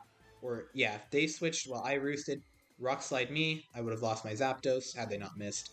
And then how do I explain it? I would have lost Zapdos, and then I would have had to take the 50-50 regardless. So I was thinking that they were going to do that because they were playing more risky. They don't do that. They stay in. Maybe they didn't think I saw the line. Maybe they just didn't believe, or maybe they thought this was the right move. Isn't what happens. We're put in a speed tie. Technically, I have advantage here because I don't have to hit Rock Slide where they do. I lose speed tie, though. However, yeah, I lose. So I am knocked into losers. Um, Unfortunately, we take a small break, like how I want to, because I have to use the restroom again, but I won't. Let's just get this done. Yeah, I get locked into losers, so I do lose a set this tournament. Sable's a very good player, respect them, and they're so good that I decide to stop doing this thing where I only bring Arrow, even though Aerodactyl is, of course, Still looking for a new job? nice hatch. Sec. Uh, yes. Yes. I do indeed switch teams. Mega Arrow was clearly a bit too prepared for, and I'm not ready. And I need to change things up if I'm going to win. I need to adapt. I need to change the flow. And that's what I do. I bring the same B team. I did not change this team. I did not put Toxic because you need U-turn on Mew to get Beedrill in more safely. So, their team is once again unique. I think they only brought unique teams, except one time against me. And I'm kind of happy to see this, but I'm also kind of not. You never like seeing an arrow when you have a Beedrill. It makes everything more complicated. But at the same time, I also know that Clefable Starmie is B food more than it is Aerodactyl food. Aerodactyl was doing less overall in this matchup than B is, even though I am more walled. At least I'm not taking a speed tie to trade the game. So yeah, my leads, they're gonna lead with Clefable, assuming they think I won't lead B. They think I do lead B, which I do. So they lead Melmetal instead. Mega Arrow, it might actually be better, not sure. But yeah. So I'm gonna U-turn here. There's nothing else to do. And I'm gonna go into Vaporeon because it's always what I'm gonna do versus a Melmetal. And I'm going to accept the fact that or I'm going to get my rocks up now. I don't know why they switched into Zapdos here. This is very strange. Let me go over this again. Yeah, U-turn. I'm going to Vaporeon. Double Iron Bash gets a crit. It's kind of annoying, but Double Iron Bash is a two-hit move, so one of them critting is more likely than a normal move. And crits are part of the game, anyways. So I think that they're going to go Clefable here because they need to get their rocks up and they don't want to play more Beedrill hijinks. I also need to get my rocks up regardless because there's an Aerodactyl and a Zapdos. So I'm not really. I don't get the Zapdos switch at all. If I'm being honest, I don't get it. I would go Clefable here. I guess this might have U-turn, and they're predicting a Yawn, and it's the only way to break out a potential lock. But Yawn isn't threatening anyways until I get up rocks anyways. So yeah, they U-turn. I stealth rocks, whatever turn, and then I have to risk the prophecy of Fable always beating Mew. Side note here, always T-Wave. I guess you might be scared I'll go into Zapdos, but always T-Waving here is better. Maybe going Zapdos is better here, but hey, I didn't. And I get paralyzed because Clefable always hacks to Mew. It's ordained, except for this one glorious turn, and this is how I know I will win the set. Is I break the prophecy and Mew beats the Clefable. This is better for me, because I get to choose obviously switch in.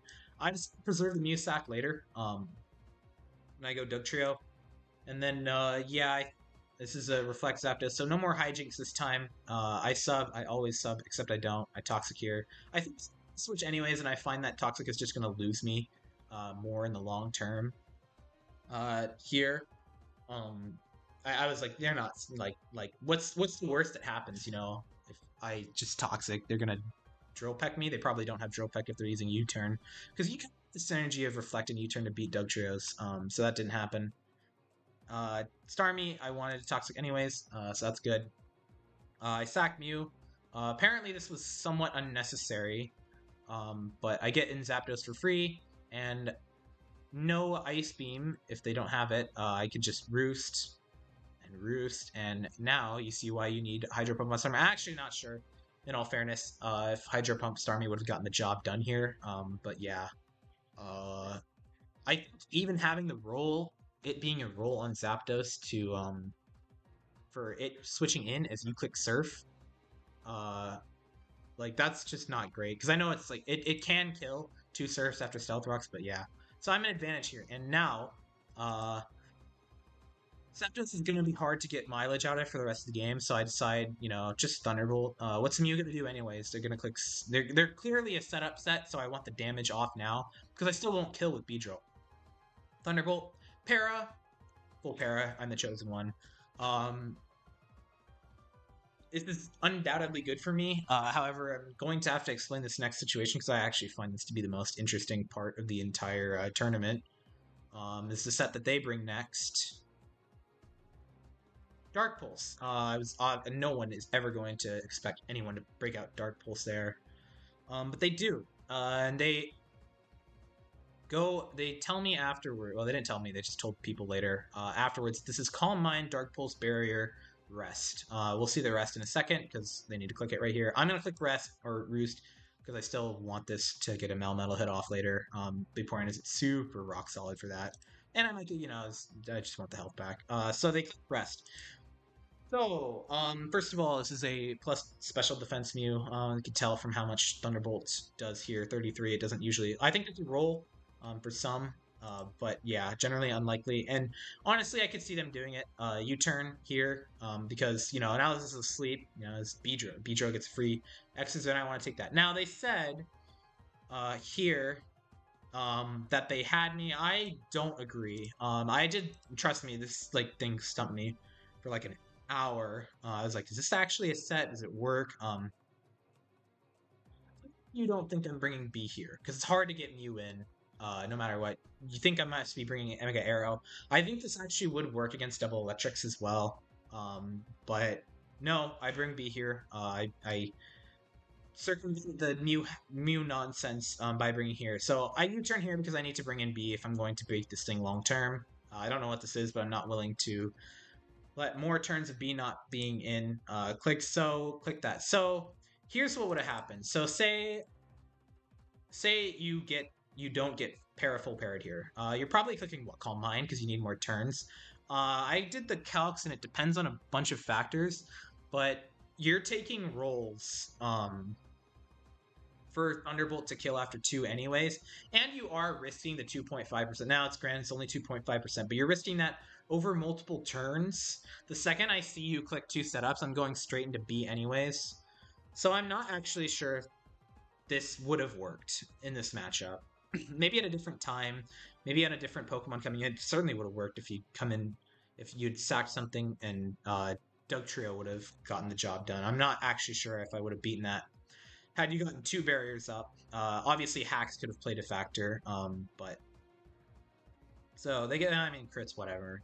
Probably actually wouldn't have roosted had I not gotten crit there, but they get the rest. I think they probably thought I'd just take the kill here, which I'm not because I want this for later, mainly for the Melmetal. But this happens, yeah, so I U-turn, I get my B in. So just like looking at the calcs, I think like Barrier Mew takes like 32% from Beedrill clicking Xer, and you needed to get another Calm Mind. So I don't actually think this would have worked. Or if it would have potentially worked, it would have been a lot of just this is what happens when you try to go for a I'm not gonna get crit set.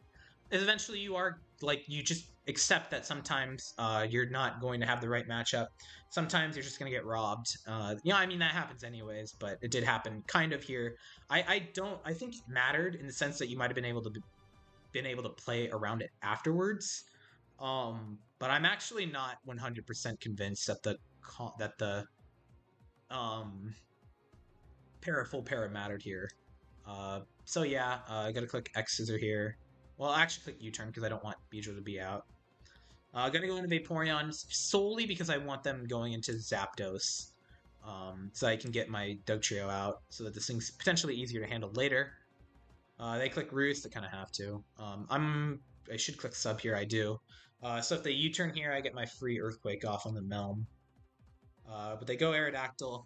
I have to click a move I don't want to here, which is inaccurate. That's basically what I'm saying. Rock Slide. Maybe should have clicked Toxic there, and it's whatever. I'm basically limiting how much this thing can come in, which is all I really need it to, because Melmetal will be able to threaten this out 2 more times, which is all I need. I'm gonna look like an idiot if I click Earthquake there, so I just click Double Iron Bash. Um, send in my Beedrill, because actually at this point in the game, Beedrill is the least valuable Pokemon, because everything else will beat everything else cleanly on this team. They don't even really have a Thunderbolt switch in, to be honest, so yeah.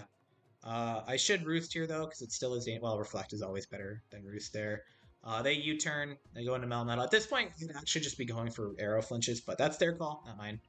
Um, and yeah, they're switching around. They don't seem very confident in the situation. Agility Zapdos is not going to work as well. Not that it is Agility Zapdos, anyways. Melmetal comes out. All I need is really one like hit on it. So now an Earthquake will defeat it later. I decided to sack this since Zapdos is going to be dead on the switch in anyways.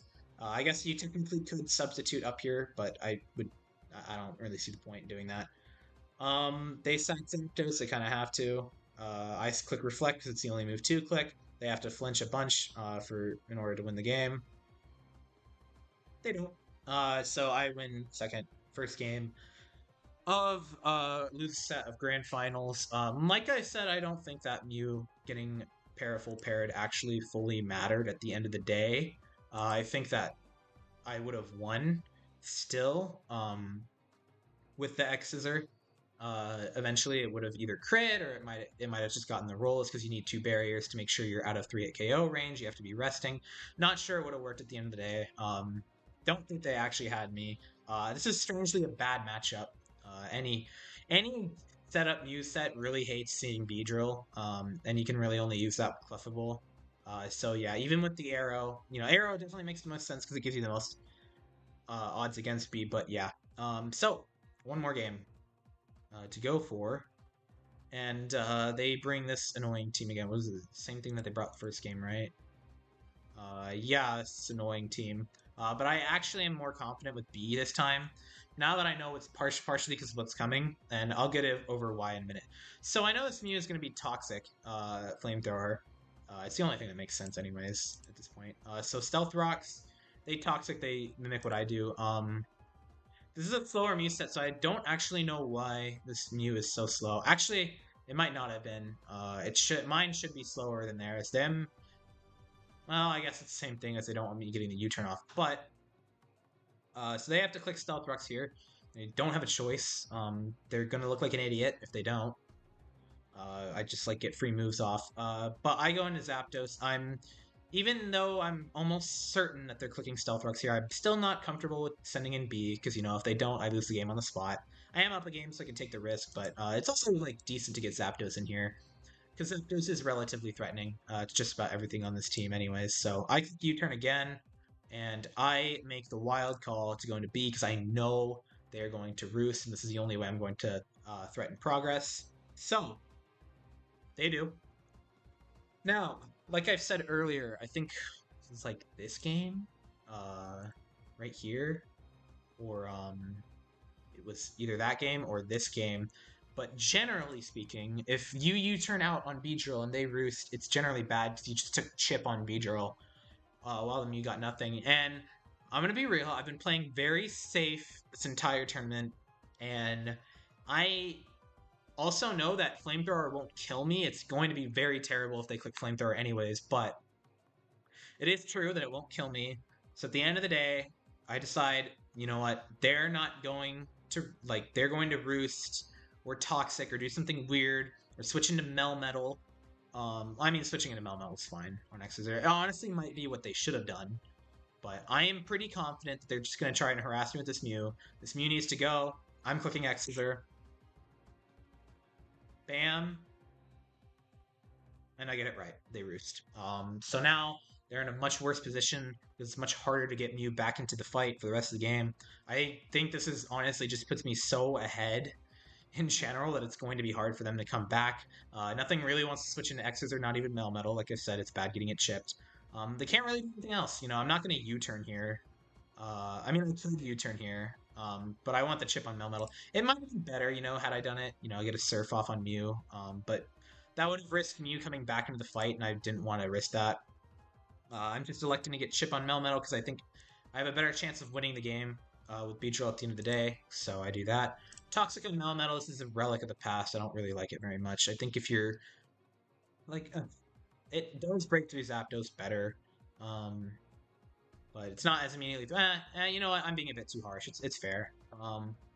But yeah, I'm gonna click Surf here. Nothing else really to click, except not because I'm afraid of this. I don't want this. I really don't want this Mew ever back in the fight.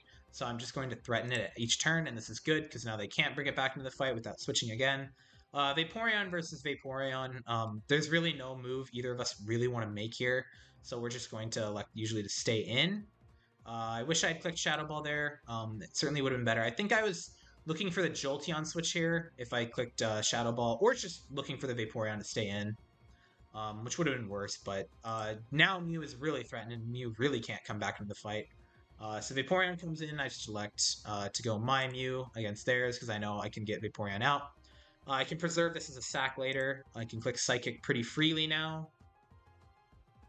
And yeah, they click Shadow Ball, but I get to click Psychic again. Depending on the rolls, this might kill. It unfortunately does not. I think if it had killed, I'd be in such a good position. It would have been hard for me to lose there, but unfortunately. And I think about what Pokemon I want to revenge kill. It's really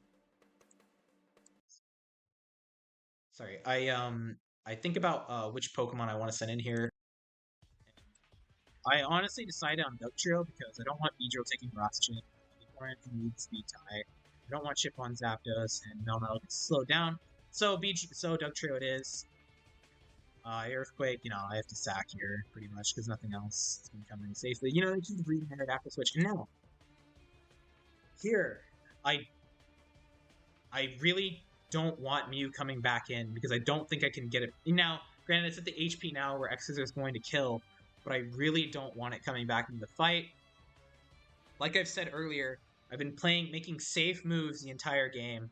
It's so easy for me to sack Vaporeon here and just let this Aerodactyl, like, or get, you know, if I sack Vaporeon here, they just go Mew, they roost up, and I'm down my advantage. I think that they're going Mew here. I am wrong. They roost here, and I Earthquake, and this thing can't come in ever again.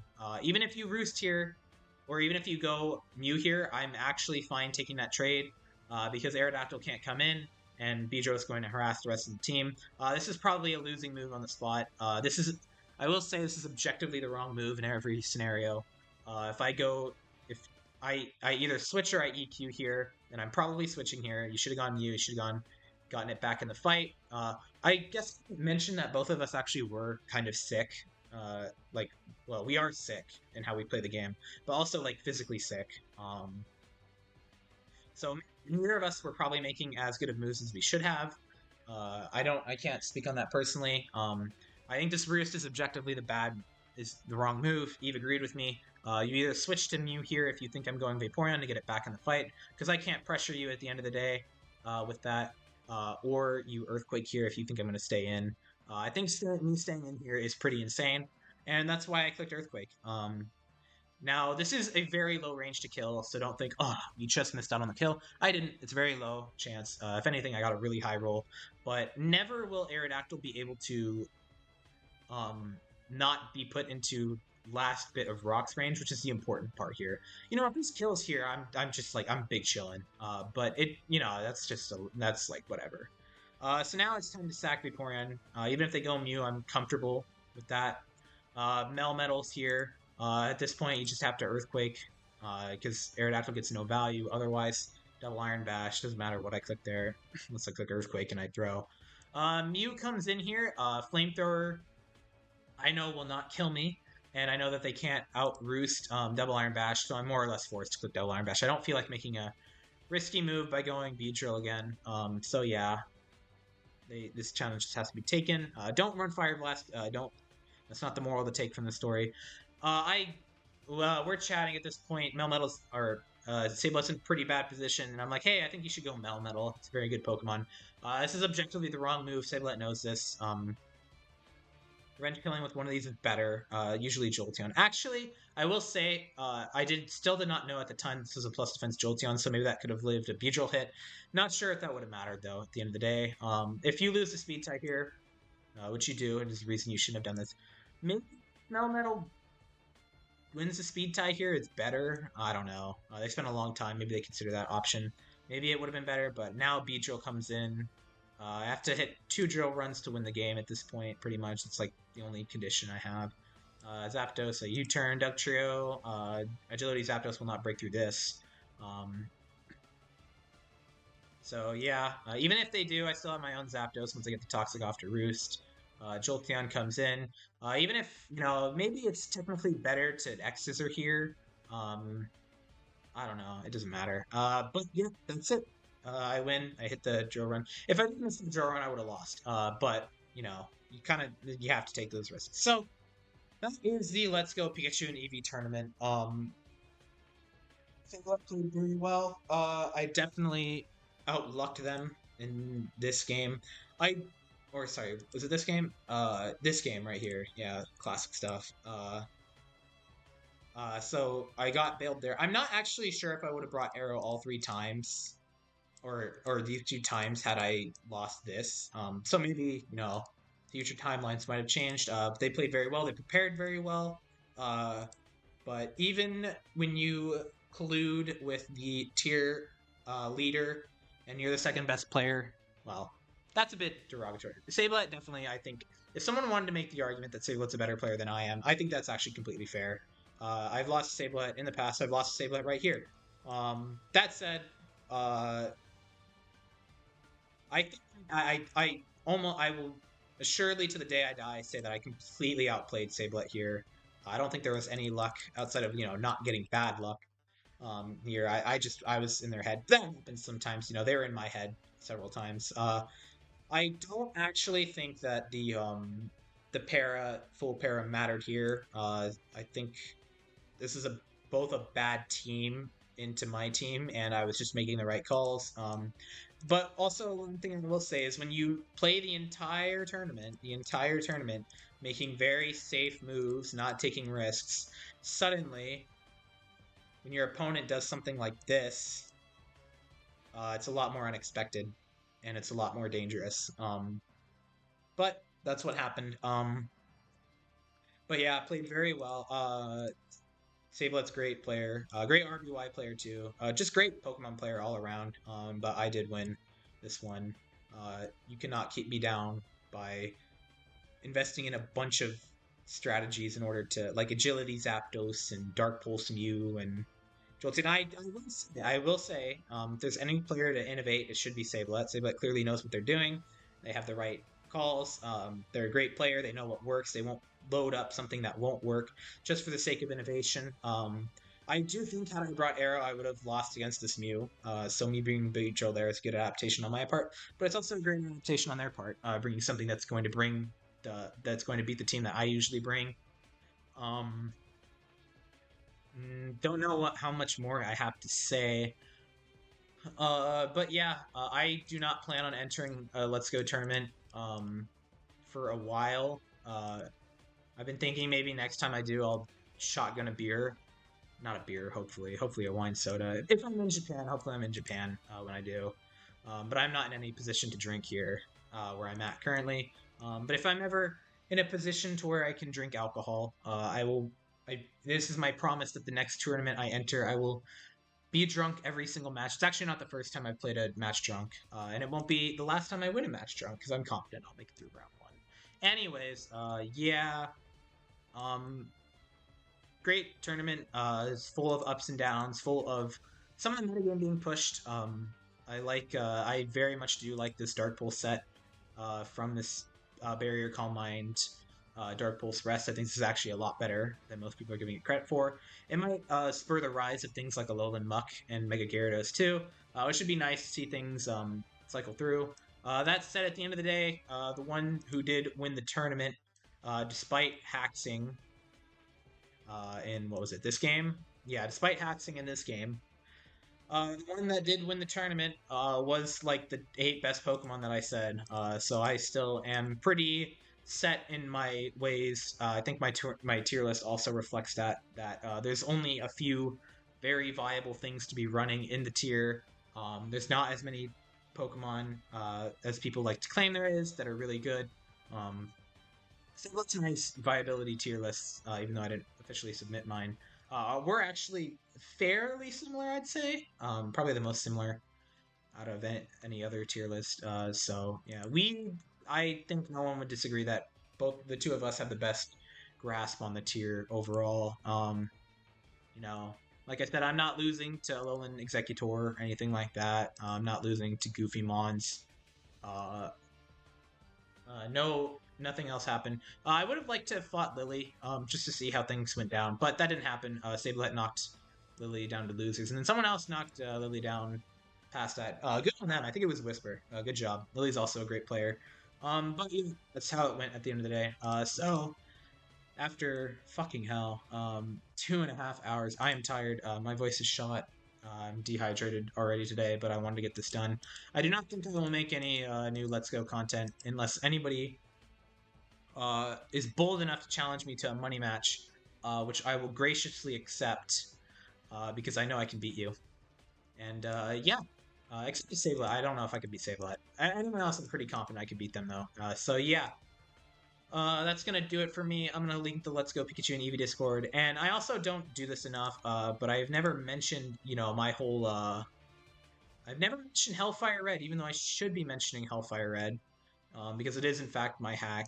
One day I'll try to make content about Hellfire Red, but it is my ROM hack. I'll link to my Discord. If you don't care about Hellfire Red, it is my Discord anyways. If you want to talk with me for some reason, but yeah, it also does give updates as to when I go live and when I post new YouTube content. So if you want that instead, hey, that's there too. You can always just hit the bell. I'm not to the point where I like care that much about like subscribers and stuff because I'm not making any money or anything. But yeah, that's gonna do it. Great tour. GG Sablet. You definitely outplayed me in several games. You definitely prepared better than I did. But at the end of the day, sometimes Pokemon's Pokemon, and sometimes I make the right calls. So, GG. Thank you everybody for watching. Bye bye.